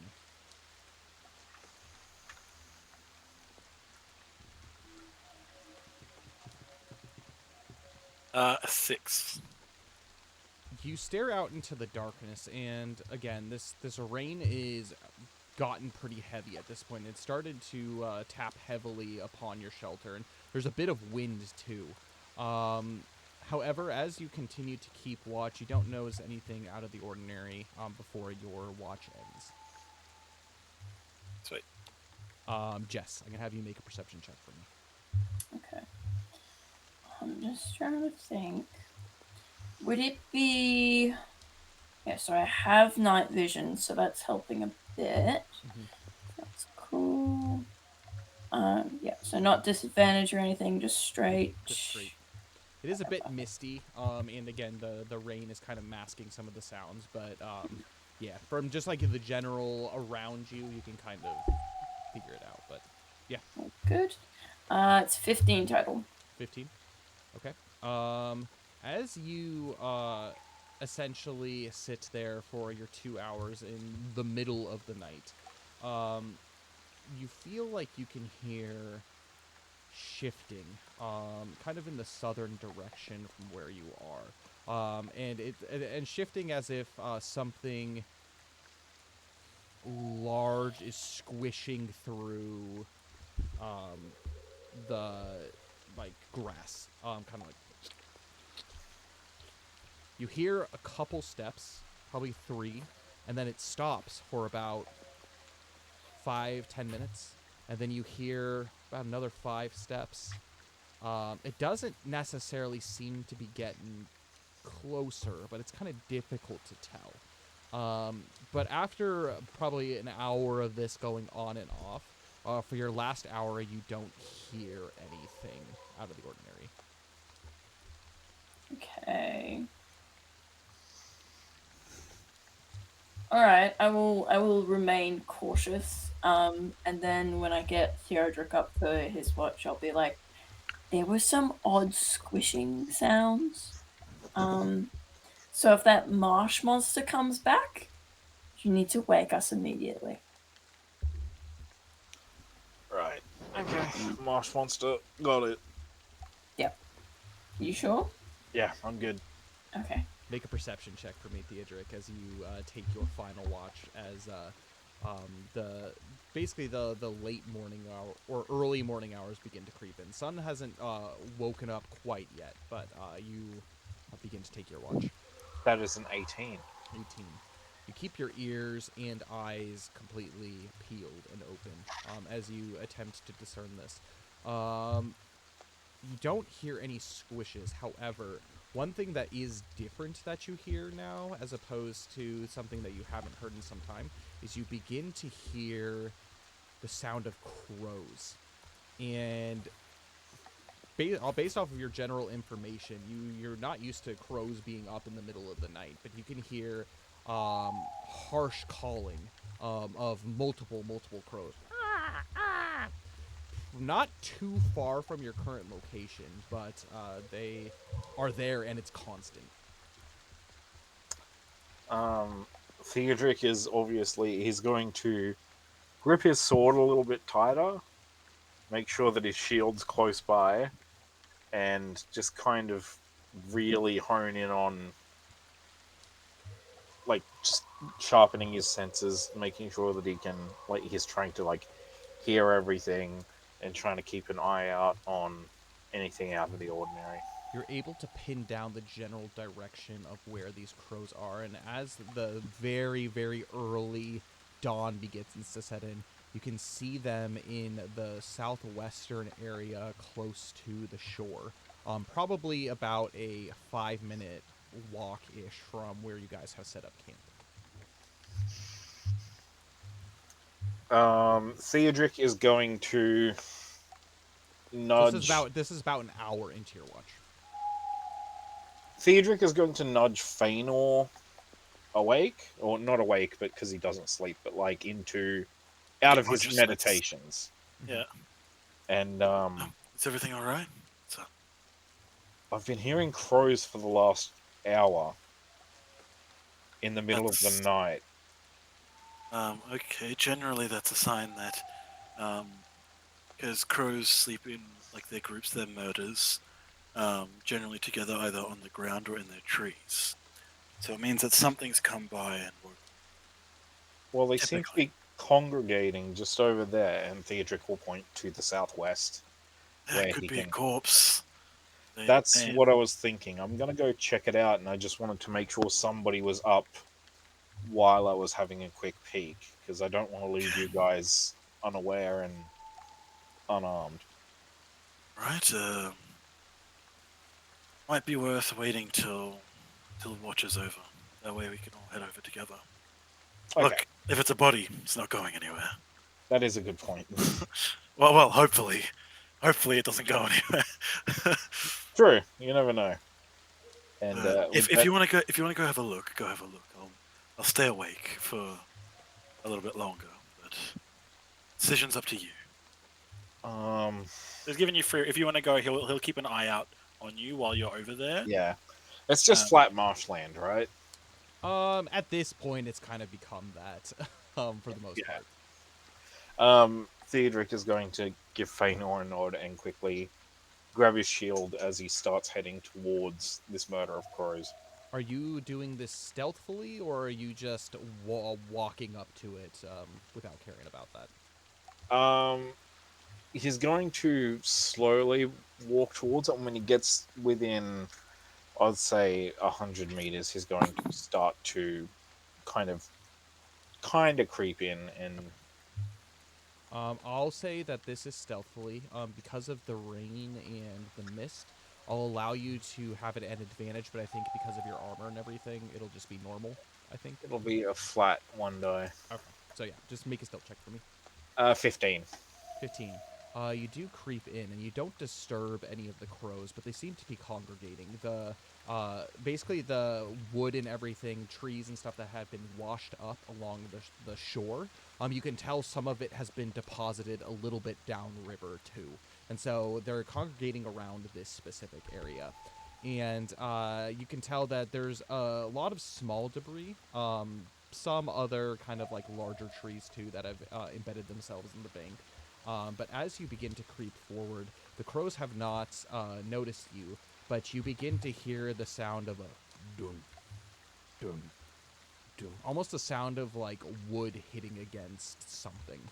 And you walk a little bit closer, probably get within about 10 meters of this area, and you can see a small wooden boat And in there, you don't see anybody currently inside the boat. Do you wish to approach further? Is the boat like washing up on shore and bumping against stuff, or? Yeah, so basically the way that it's kind of on shore, but there's this big kind of like tree that's like horizontally lodged into the mud on the side, and that's keeping it from basically going further downriver. Yeah, Theodric's gonna go check out the boat. Okay. You approach, and as you do, all of the crows, they begin to scatter. This is very clearly the area that they are around. And you begin to hear this like banging sound about this wood, and you can tell it's this boat hitting against, but there's also a softer one. Now I'm gonna have you make a perception check for me. 10.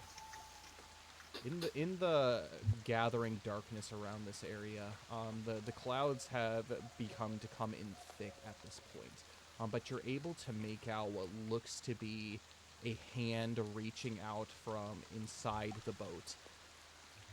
But instead of reaching out towards you, it's bumping itself along the side of the boat.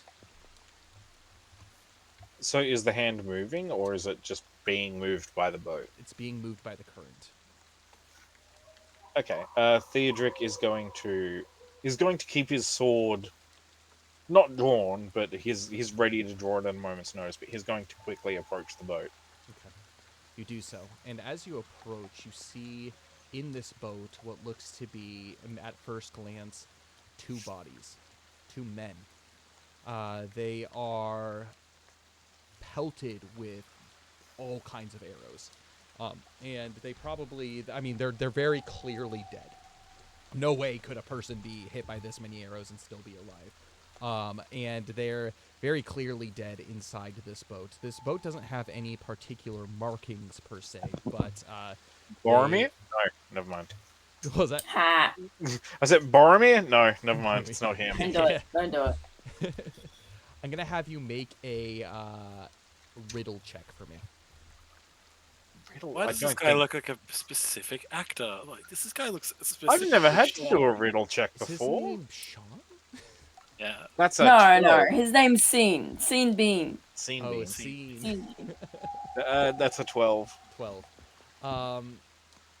You look inside and you see that these two dead men were clearly making their way up the Anduin.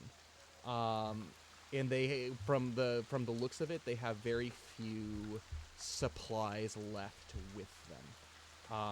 This perhaps suggests that they were very close to wherever their final destination was. Can I, like, looking at the arrows, are they of orcish make? Are they of... Make a shadow Can I roll check tell? for me. Okie dokie. 10. You rip one of the arrows out of the body, and you examine it closely. This looks to be orcish. Okay, I'm quickly, knowing the bodies aren't going anywhere, going to... first I'm going to grab the boat and just drag it onto the shore properly, so it doesn't go anywhere. Okay. And then I'm going to quickly run back to Feanor at the camp. Yeah, you can see Feanor running up. You could actually see, kind of in the distance through the mist, that Theodric was struggling over something. But you see that he immediately starts to run back towards you. Oh yeah, Feanor's on his feet, already like bow out. He would have gotten it out when he was waiting, and he's just kind of like keeping an eye out to see if there's like anything following you. Like, as much as Theodric hasn't called out or anything, he seems to be booking it. So Make a perception Feanor's on check high for me. alert.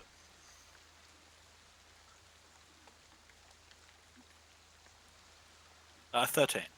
13, you don't see anything per se following him. However, in your peripherals on your left-hand side as you're looking south, so towards the east, you can see what looks to be a, just off to Theodric, he's running towards you, so his right, your left, basically like a large, what looks to be pole sticking out of the ground just off of your peripheral, pretty adjacent to where he is.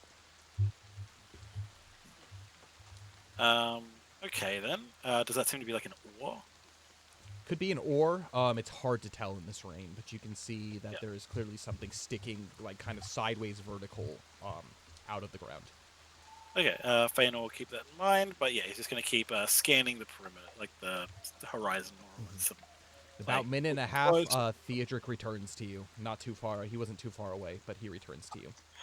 Okay, Wow. we have good news and we have bad news. The good news is it's not an immediate threat.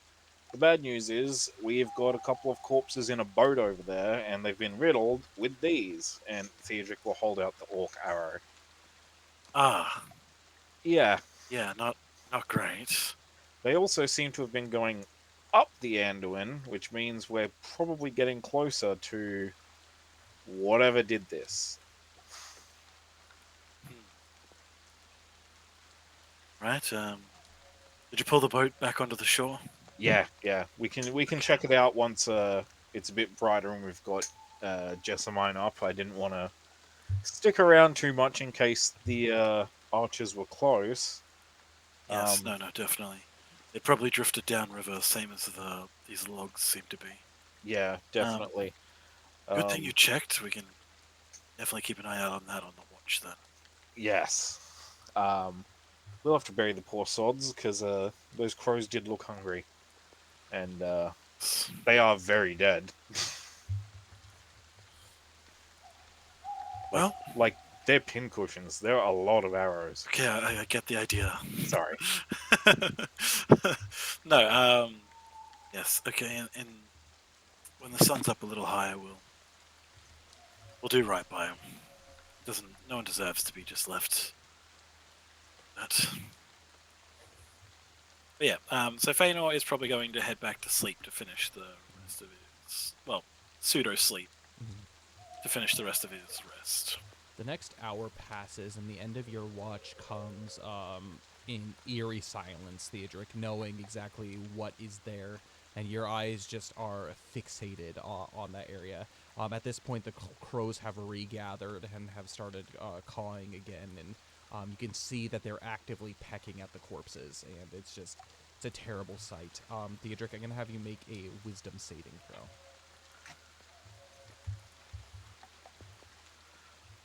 I'm going to use my inspiration to re-roll that. Do it. Go away. Oh, pfft.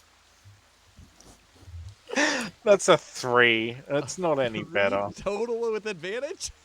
Oh, am I supposed to roll with advantage? Because you did the. I thought it was just a re-roll. You used your. It is a reroll. Inspiration yeah. is just one more roll. Oh. And then the you just highest take. of the two. Yeah. Of the two? Oh, okay. 18? 18. With that, you've seen this before, especially on burial mounds that you have, and you've had your fair share of work down in Rohan of burying bodies from raids and stuff from whether it's orcs, wargs, whatever the case, and the gathering crows. This is very familiar, and you can't help but think of that burying the dead. And the faces of these individuals seem to be etched into your brain, and time just draws on slow. So much so that it seems almost like 3 or 4 hours have passed, but in reality only 1. And by the time that the sun is up, it's still difficult to tell because the clouds sit so heavy. The mist is still there, but it's more of a dark, rainy day specifically. Another one specifically. Yeah, it's time for everybody to wake up, so everybody does one by one as you begin to wake them. Oh, what a beautiful day for traveling. Oh, the rain is Yep. going to Feanor's so already lovely. like grabbing a shovel. Oh well. What's the shovel for? Oh well, we're gonna go bury some poor lads. What? Well, let's go shoo away the crows. Come on, Theodric. Yep. And we just start like wandering over without explaining. Hang on. I want to see if I think I have a shovel as well, so I just want to make sure. There's all my backpack stuff. I just call out after them. We Do can you take want turns to- using mine. Do you want any help? If you You could, know what? Yeah, come along as well. yeah, sure. Okay. We'll need somebody to, I don't know, maybe gather some flowers, or we'll need something nice for their burial spot at least. Oh, no, I thought our hands might be good at rummaging through their stuff. Finding any What? personal... What? Okay. For personal effects for their graves. What are you talking about? Just... Did you kill someone without me? What? No! Oh my... Wait, Theodric, you didn't... No. No, you didn't. no, they were dead. They were dead. I just thought maybe there would be others who'd shown up and you just took Okay, care of as we're walking over there, Theodric turns to just like, last night on my watch, I saw a bunch of crows gathering over this way, and I went and I took a look, and we found 2 poor lads who had been killed by orcs over here in a boat. I didn't want to leave everyone asleep and unguarded, so I pulled the boat ashore and thought we'd bury him in the morning, and here we are. Okay. Thank you. That Bad makes news. a lot of 2 people sense. are dead. Good news. We have a boat. Okay. I think the better news is that we're not the ones who are dead, but, you know, we'll take what we can get.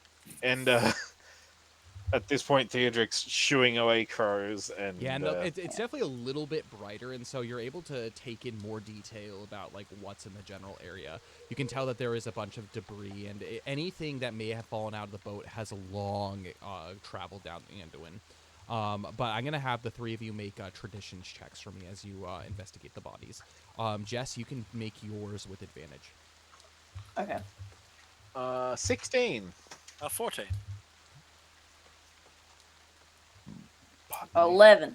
These are all clear. These 2 men are clearly Beornings, and the way that they look is they are dressed in not your typical just like wandering kind of like a ranger hunting clothing, but they're dressed in pseudo armor. They have these red capes that hang off of their backs, and just something that actually stands out to you that's familiar is clipped on their cloaks is actually a silver bear head pin.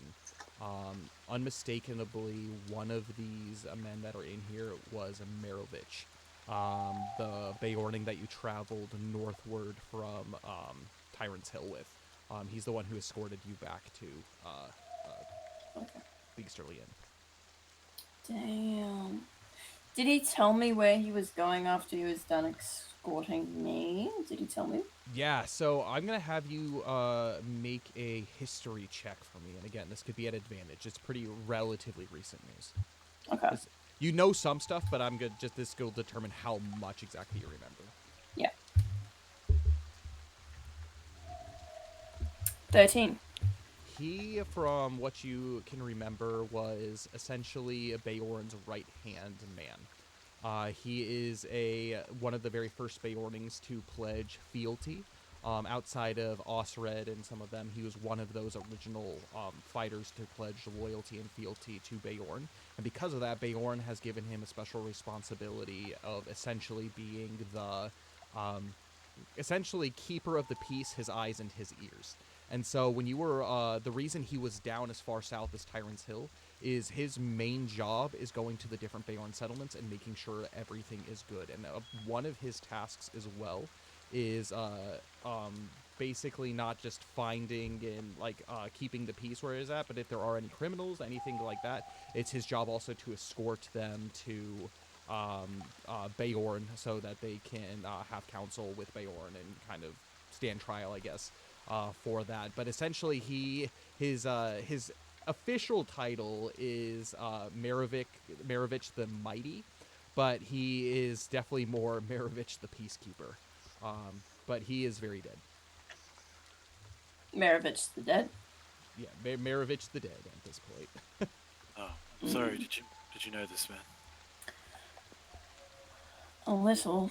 He was the one who escorted me back to the Easterly Inn from Tyrant's Hill. He was Beorn's right hand. His eyes and ears throughout all the Beorn settlements. If he's... I can only imagine what led to this. Does seem like he was taken out by orcs. So, from what the Idric found, Yeah, they have orc arrows. Seems a bit bold for them. Theodric, Exactly.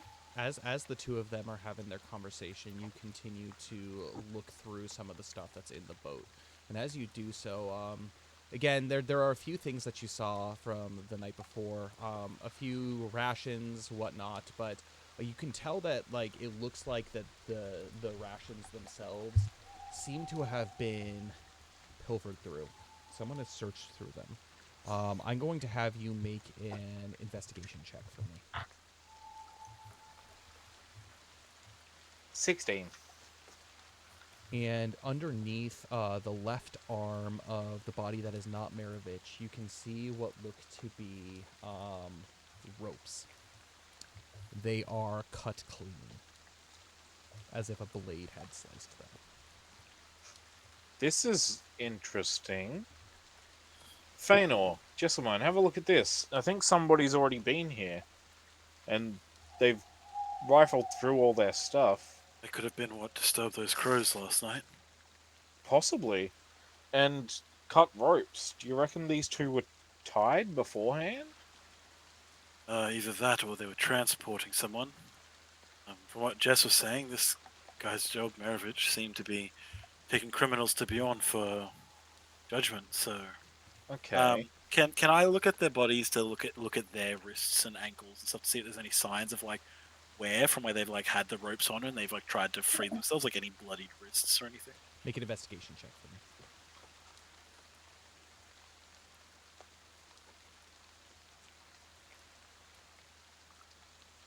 A 4. Difficult to tell. They seem to have a bunch of blood all over them, and so it's kind of Okay. difficult to tell. Would I be able to tell with the 16 I just got?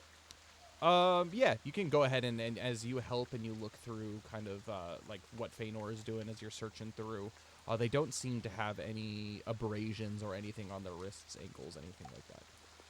Are there any like letters or anything that are like in there, Yeah. like on like Maravich's person or anything? Yeah. If he I'd like to like search through what belongings were left so I can kind of like, I don't know if this is a thing, but like through the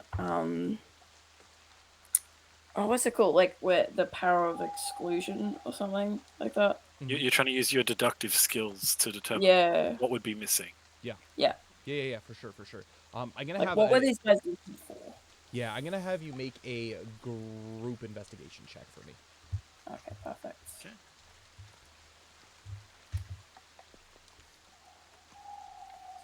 Four. 7. 18. It just seems the vast majority of the stuff, especially you, Feanor and Theodric, the vast majority of the stuff that seems to have left is stuff that would either decay or probably wouldn't serve too much importance. But from your original look, Theodric, whatever was here came and left really quickly. However, Jess, as you search the bodies, there is one thing that is quite out of place. The Beorning that is not Maravich still has his weapon on him. Maravich's weapon is gone, and as you look through the boat, you don't see any sign of it. Do I remember what weapon he was carrying? It's a sheath, and so basically a long sword looks like it fit inside. And from actually what you can remember of your journeys with Maravich, is this was a very impressive sword. Probably you're unsure, but it looks to be regal, especially for Beorning of some kind. I remember very specifically it had like a gold hilt on it and a couple gemstones within the hilt. Yeah, Flashy. I can remember you saying that. Yeah. His Looks sword like- is missing. Could have dropped into the Anduin and it's now gone forever, as we know. Doubtful. Anything dropped in a river disappears for thousands of years. Doubtful. Or a person who pilfered through this stuff has taken it. Considering how well made and how regal this sword looked, I'm inclined to think that if Merovich had it on his person when this happened, which is likely because he wasn't the type of person to leave it unguarded, it's quite likely whoever killed these people has that sword now. Okay, so what we're seeing here is that Merovich and his friend were transporting probably a prisoner. They got attacked by orcs, but they managed to escape potentially. But because of their injuries and during their attack, their prisoner somehow got loose, killed them both, stole Merovich's sword and a bunch of rations, and fled. Yeah? Is that likely? Well, Or let's review what we know. If these two pairs of large boots that we saw on the track, or these like boots were perhaps these gentlemen's, and they've come across this boat somewhere, they've already been pursuing someone, then fight with orcs, they die.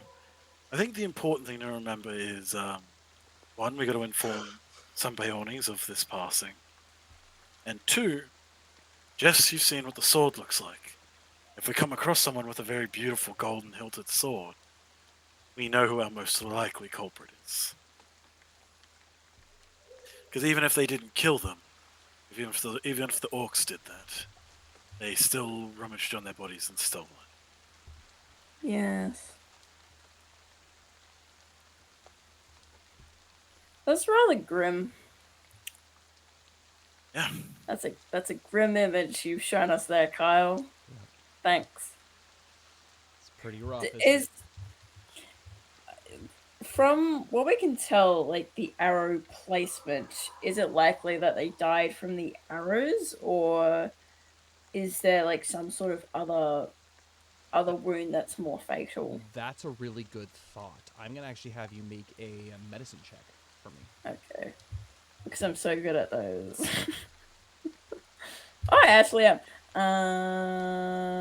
Not that good though. 7. 7. Oh, does someone want to give me advantage if they're helping me look at the Perhaps. bodies? Perhaps. If you're trying to say something, Theodric, I can't hear you. I'll help. Theodric's already been checking the bodies for their injuries to make sure they weren't tied up. Right. Advantage. Advantage. The 7 was higher. Okay. You're unable to tell if these are what inflicted the fatal wound, but as you search the bodies, you don't see any other signs of being run through with the sword. So chances are probably yes. But the more important thing is it looks to be the direction that these arrows were, and how they've been impaled into the body. Almost as if, I know this, it's really weird because one is in the back of the one that's at the far side of it, and he is slumped over as if he was turned around. And again, remember, the rope itself was in the underneath this second guy. Merovich, he's turned around with his back facing towards you, but he has 2 arrows in his chest. And so you don't know if like something from the other side of the river was what shot, but based off of there was some movement, some struggle that happened here that shifted the bodies. Because chances are these arrows probably came from the land, somewhere on either side. Okay. I don't know if I'd be able to tell, but do I get a sense of how old these people are? Like, yeah. Merovich, from what you knew, he was somewhere in his like mid-40s. So he was pretty strong, pretty veteran when it came to that. This other guy looks younger. Sorry, I didn't phrase the question. You meant clearly how enough. old are the bodies? How old are the corpses? Like, how long have they been dead for? They look pretty fresh. Other than like some like pecks from crows, they look pretty fresh. So it's conceivable that they died yesterday? Probably within the past 24 hours. Okay. So, because that could have very well been who was going ahead of us. Like That could have been the Squelch was the killer escaping. perhaps. Well, that's only if he got off here, not earlier, like further up the river. Can I like scan the ground around us to look for footprints? Yeah, absolutely. Make a investigation check for me. Okay. Is anyone helping, or am I doing this by myself? Fainal's probably more focused at the moment on bringing this boat further on land. Yeah, that's all good. Potentially, like if there are weapons or anything like that, kind of like laying out the possessions of. Yeah, there's just the one sword. Yeah. So he'd probably taken both the guys out of the boat, pulled out what arrows or broken them off, and laid both men on their backs and like put a cloak, like taken off his cloak and kind of laid it over. All right. I will use my inspiration for this, Okay. which makes it a 14. You see that there are one set of footfalls that are on the ground immediately, and you see them going immediately southward. However, as you look around, there's unmistakable a giant long shaft sticking out, probably a solid 60, 70 feet out of the ground, and it's tall, almost like a very large spear. This Okay. is the same one that Fainal saw. Yes, it is. Yeah, Right. yeah, saw that when Theodric found the bodies earlier. Theodric's going to go up to it and try and yank it out of the ground. You do so. But as you approach, the spear is not embedded in the ground, but it's embedded through two orcs. You could tell that this spear had been thrown at such a strength that it not only pierced the one orc that was in front, but it pierced the second one and stuck them into the ground together. These orcs are very dead. Whoa! Fainal! Check this out! Like, what? Oh, cool! That is a hell of a throw. Like, yeah. Definitely the work of one of the Beyondings. Oh yeah, like a normal man couldn't have done this. Like I couldn't. I don't think I could get two with one. Not that far through. Like that's a clean. Like, look at this. They're like marshmallows on a stick. Guys, can we focus? This is a criminal that was presumably wanted for. I know, but Jessamine, look at how impressive this is. This was probably your friend. What's his name? Maravich. Maravich. The Magnificent. Yeah, like look at this. That's impressive. I genuinely hope that it was his doing and not the criminal that we're going to go after. Well, actually, yeah, the criminal being able to do this would be a little bit worrisome. But we just don't line up. Don't go single file when we try to take him in. We'll just space ourselves apart. Fainal's gonna go up and loot the orcs. He wants to see if they have anything on them, because we have come across some good info from orc corpses before. Yeah. Make an investigation check for me.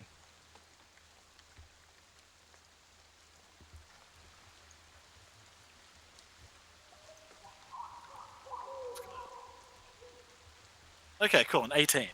As you rummage through their bodies, you can tell that these orcs aren't just your run-of-the-mill, random wandering orcs. They are actually wearing armor. And it's as uniform as you can see orc armor being. And you can see that imprinted in red, perhaps blood, it is embezzled on their armor in different places. One of them is on their chest, one of them is on their shoulder. This blackened armor. A mark that looks like this. Cool, looks like my metal band logo. Can you drop that in the Discord for us? Yeah, absolutely. Thank you. Okay, that's cool. Looks like it's got like a goblin's face or something in the center of it. It looks sick. Oh wait, it looks like I'm a not person. gonna lie. It looks sick.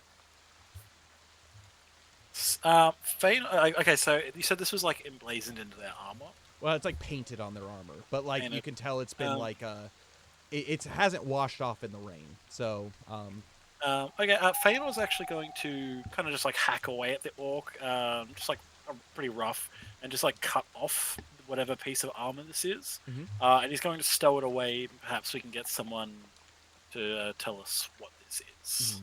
Yeah, so you take just one of the shoulder plates off of one of them that had the. That's probably easier than cutting a whole chest piece off.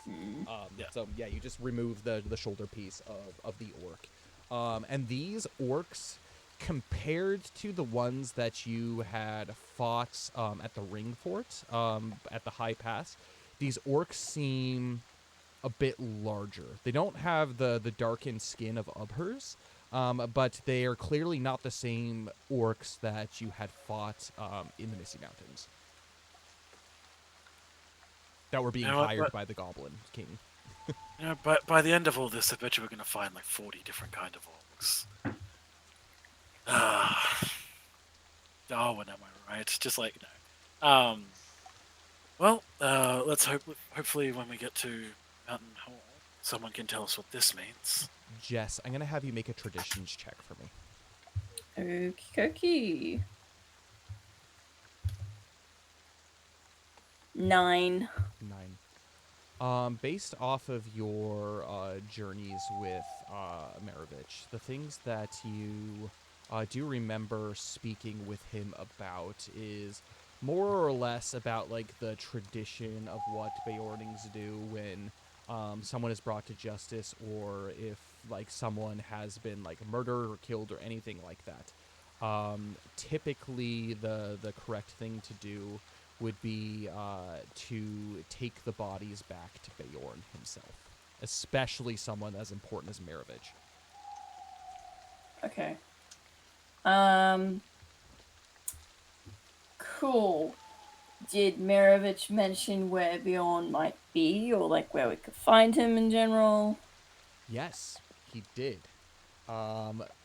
Very specifically, he had mentioned that as soon as he dropped you off at the Easterly Inn, he may... Well, not as soon as he dropped you off. As you passed by the Carrick on the way to the Easterly Inn, he gave you very specific instructions that essentially at 6 p.m., the Carrick in the shadow that is being cast points directly to the front gates of Beorn's house. Huh. So that's the one we passed, what, yesterday? Yep, the big rock. With the Okay. big bear on it. Right, so I'll just like turn to the other two and be like, well, because Maravich is the right hand man of Bjorn and whoever this poor fellow is, we should bring their bodies to Beorn.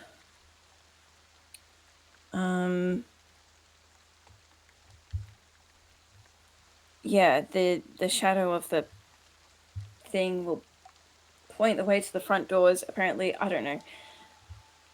I just worry that this criminal is getting away. So, should we deal with the bodies first and then go after the criminal, or do we go after the criminal? Well, and- I think there's probably little chance of us finding wherever said criminal has gone. Yeah, Yes, with all the rain and the marshlands. and And- I just want to throw it out there. These guys are gonna go ripe quickly. It's best that we get them buried and sorted with Beorn.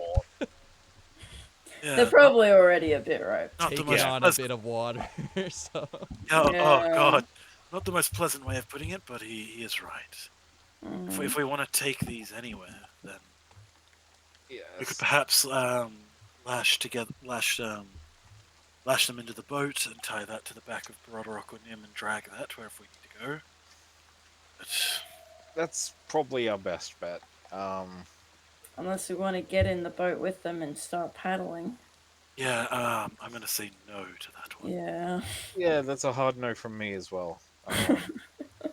Let's just cover these fellows up as best we can.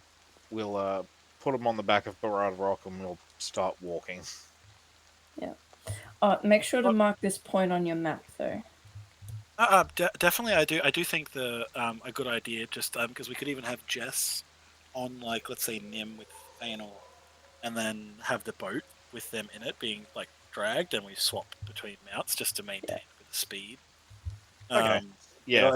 And like, we'll alternate so then they don't get too tired by Fair being able enough. to drag them along. Instead, like, it'll just keep us moving a little bit quicker. Okay. I'm gonna have you make an animal handling check as you get this together. Two of you, so Feanor and Theodric. The two of you Yeah. make it. And I- one of you can have advantage if I can help. Who with do you the want to help? Which of you has lower animal handling? I mean, I do, but I don't think we really need the help. But I'll take it. No, we're good for now. We'll be good. Yeah, Alright. I got an 11, and Fainal got a 13. You're able to pretty quickly tie these boats up. You punch holes kind of in the front of this boat, just kind of near the top, and you're able to basically gather some rope through it and tie it to both Nim and Broadrock. The animal handling has more to do with especially Nim, who's not used to really pulling anything, and so just kind of getting them lined up and. It's a strange thing for Nim, that's for sure. But Baradorok, with his kind of like, he's done this once or twice. Not necessarily with a boat, but he's dragged stuff before. Yeah, a deer pulling along something, It's right? quite Like almost like a strange. sleigh. Yeah, something crazy. Yes. Suddenly Santa's appearance in this. The boat turns red and starts flying. Oh God. Yeah, you already have an elf, so it works out. And a hobbit that also kind of has pointed ears, like the Santa elves too. Sure. Oh, As long my as lord. Theodric grows his beard a little bit longer, it's all good. Yeah. Yeah, I like we'll- to think that we'll wait hobbits 40 have years, unions, he'll go though. grey. Perfect. But yes, and I guess we're heading back to the The Carrick. Carrick, and we're going to wait until was it midday? Did they say 6 o'clock. 6 p.m. 6 o'clock? So you're able I to will- make your way up there actually quite quickly, especially with these mounts, and so you do it. But you wait until 6, where you see the direction, and it's pointing not due east, but a little southeast, and you begin to follow it for probably at this point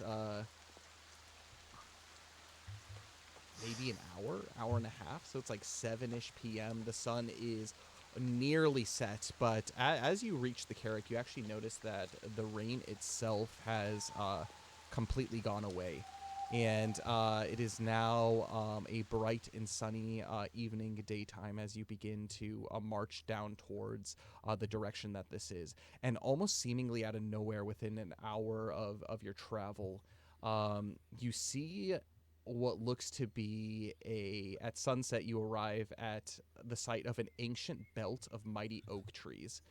Beyond it rises the high thorny hedge that surrounds this large land. You're actually kind of shocked you haven't seen this before, like these great lands that are surrounded by this giant hedge. And up top of a small hill, you can see a giant longhouse, a great hall. It has a tall wooden gate, and it's open, so it's not closed. It is open for you, and it's smudged between kind of like this thorn hedge to kind of like the north side of it. Beyond that, there are wide tracks that leads towards this central figure, this central house. As you begin to drag these bodies through the gate, you can see a multitude of dogs come running towards you and barking. I'm going to have you make nature checks for me, all of you. Any of them flying? None of them are flying, no. Hey, I got a nat 20 for a 19. I got an 8. Sorry, what was that again? Animal Nature check. handling? Nature check. Mhm. I'm bad at nature checks. Mm. 9. You see these dogs, and they come to greet you, not with barking out of viciousness, but almost out of excitement. They run past the horses immediately to the boat. As you look back, you see the twisted, dead faces of the Beornings seem to be more at peace, almost as if passing through the threshold of this land seems to have taken away any heavy burdens of their death. They almost look as if they are sleeping. In fact, you also feel this as well. Your spirits, as you pass through these gates, immediately become uplifted as these golden rays begin to shine on you. You see that these dogs, they come and they inspect the bodies and they sniff, and all of them almost in sync sit back down and they begin to howl. These are howls of lament, as if they are sad about the departure of a lost friend. And that is where we're going to end our session for tonight. Jeez. Okay. There you go. Cool. We found Shadrach's family. Oh yeah. Oh yeah. And I will note, they are an assortment of different kinds of dogs. They're not all like the same type of dog. So it's like we could find like a dog pack. Could find an Irish wolfhound. Oh God. We could find a Rufus that's really smart. I'm just saying. We don't Rufus need can that fly. again. We don't. Oh no. Now it'll be smelly in Can the you air. imagine a dog the size of Rufus just like walking around on its hind legs? Oh my Nope. God! No. Think about it. You would not be able to hide food from Rufus. No. True. No. I had a would just Great easily- Dane. I'm I had just- a Great Dane growing up, and we used to keep bread on the top of the fridge so he couldn't get it. He got big enough to the point where he stood up on his legs and he was able to grab the bread off of the fridge and just.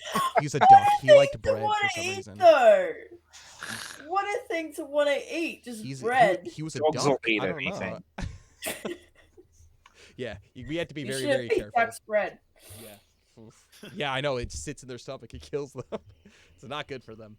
But that's where we're gonna end the session for tonight. So I'm gonna have all of you kind of go through some of your thoughts on tonight. We'll go ahead and start with Theodric, and then we'll move on forward all the way to Feanor. I liked tonight's session. It was a lot of sleuthing and snooping and Travel. traveling, and I did like the murder crime scene kind of thing we had going on. I feel a little bad that we had to backtrack, and I feel worse that we were just like, huh, some going over there. Oh, we'll sort it out later. And then we came back and we're like, oh, it's bodies. But it is what it is. Is what it is. I don't think they would have been less dead. If we Yeah, they showed wouldn't up have been less earlier. dead. Yeah. But, I could just picture the crows pecking away at them, and Theodric maybe a sitting, little keeping bit less watch and nibbled chucking by the rocks to crows, try to yeah. scare them.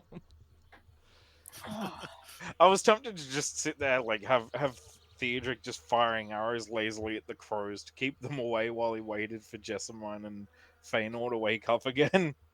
But I was Very like, next that's session, waste you need of an arrow. arrows. Yeah, exactly. But no, it was a good session. I'm glad to be back. Sorry if I was a little low energy. Work was hell today.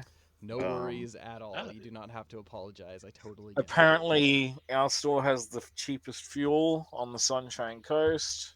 Oh, So we That's were fair. busy, and I served almost 400 customers today.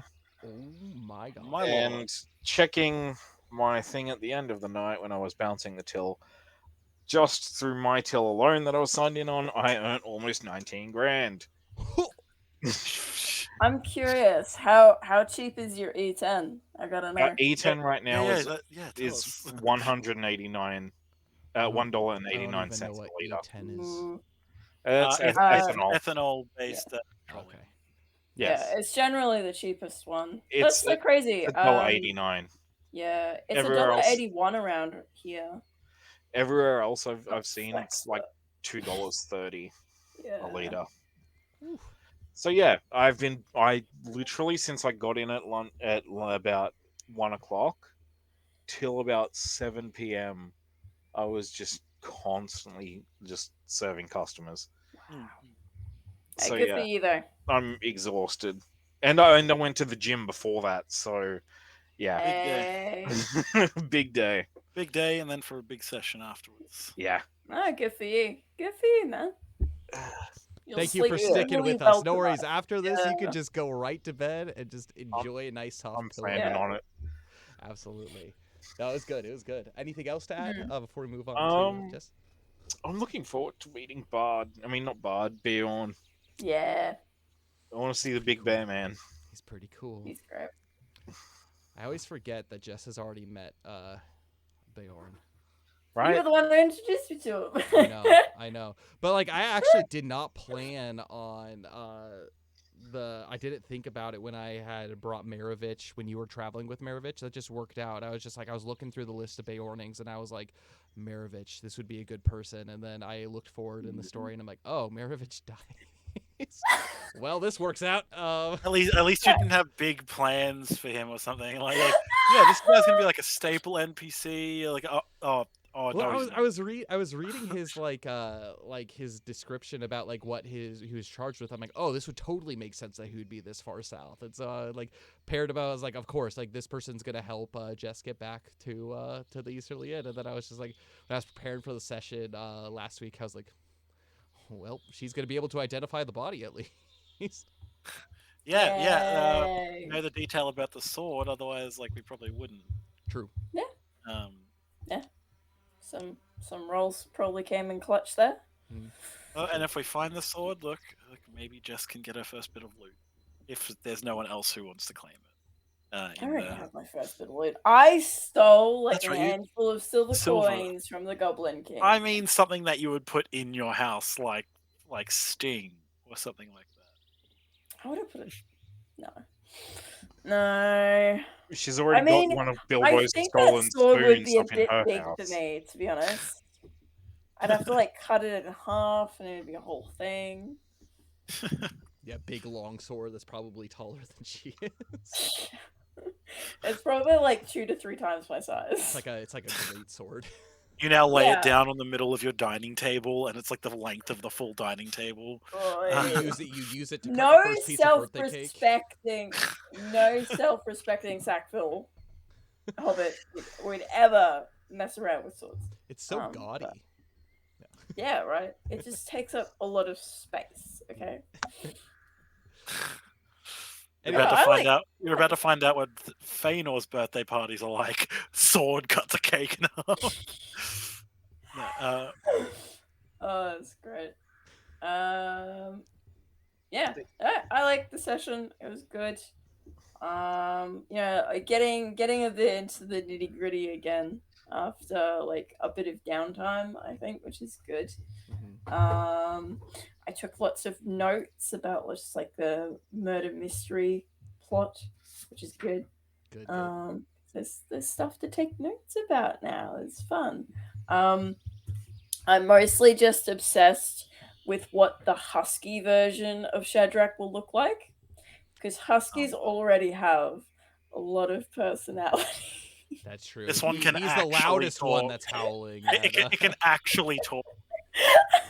Hello, Oh, and an elf. Sassy. He's the sassy boy. Yeah.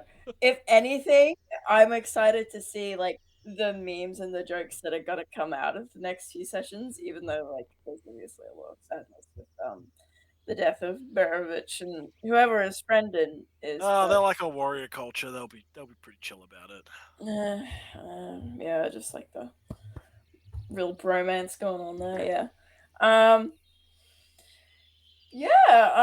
looking forward to seeing like specifically these two interact with Beorn. If anything, I'm excited for like the next session. Is got some good setup. This was a setup episode, that's for sure. Definitely. No, we need a few of those. We do, for sure. Cool. Fedor, your thoughts? I liked the session. It was good. Wrapping up stuff at the Eastleigh Inn and then like heading off. I did enjoy the little bit of like Fëanor, like, you know what, I was like a refined like lord's son like in my youth, but I've been roughing it for like a fair few years at this point. You know, I'm starting to enjoy these finer things, like the nicer cutlery, the better cooked meals, not just eating stale bread and hard cheese and the occasional small animal that he can find. Yep. Well, look, he's quite proficient at hunting, but like, actually having someone who knows how to cook well around is making him appreciate the finer things a little bit. So it'll be funny to see how that progresses, even in just like, instead of just drinking beer, maybe he'll try a glass of wine. Oh my god. Scandalous. Oh my god. Just the little things. I love the little details as they develop about characters. Mhm. But I also enjoyed that we headed off on a new adventure, and it's like what? It's like, oh, something disturbed crows. Yeah, it's probably nothing. Well, it would be something, but you can go have a look if you want. I'm not going. And being able to it's setting up this like little murder mystery. Um, it's going to be interesting to see how that plays out in the end. Um, Excited to see where it goes, and yeah, I'm looking forward to meeting Bayon. Feanor's going to respect him as a warrior. He knows the stories about him, so let's just see if they get along personality wise. Right. Yeah, that's it. As we know, at least as Jess knows, he's a bundle of personality. Actually, he kind of is. He's in his own way. It's good. It's good. Oh god, is this gonna be like the worst for Jess? She's gonna be surrounded by a bunch of like warrior men who are like celebrating Hey, the death of like he's someone. also surrounded by a bunch of dogs too. Oh my god, yeah. Bunch Can't of dudes complain just about that. chest thumping and Yeah. No, it's like macho. I feel like Bayon is like gentle because he's just so socially inept, I guess. Socially awkward. Yeah. Would be the Isolation better way does to stuff put to it, you. yeah. Let's see how well we can integrate ourselves into Beyonding culture. Theodore and Feanor, just like yeah, we're like this is cool. We live here now. This is what we do. That is something that Fëanor would do. Feanor would live here for Yeah. like a year, get used to all the people, You and need be like, to get okay, like one clothing piece from like every culture, and then you just become Aha, an that- amalgamation of like everything. yeah, no, definitely that. Look, I will end up doing that. Because I think what I did when we first started, I was like, I'm technically wearing human and dwarven clothes, so it'd be like, human like shirt and stuff, but then like dwarven style armor almost, like Mhm. looks like dwarven make and like dwarven boots and gloves and stuff. Mhm. From when he was traveling with like Bori, Snorri, and that. So yeah, who knows? Maybe I just that's my new character arc. That's what Feanor's journey is. Love it. Great. He's on a fashion pilgrimage now. Great. Yeah. To discover myself. At the next gathering of the five armies, there's gonna be a new I look like a competition. It's gonna jester. be the runway. The runway. Feanor is just strutting it like there is a competition. You're like, what is this weirdo doing?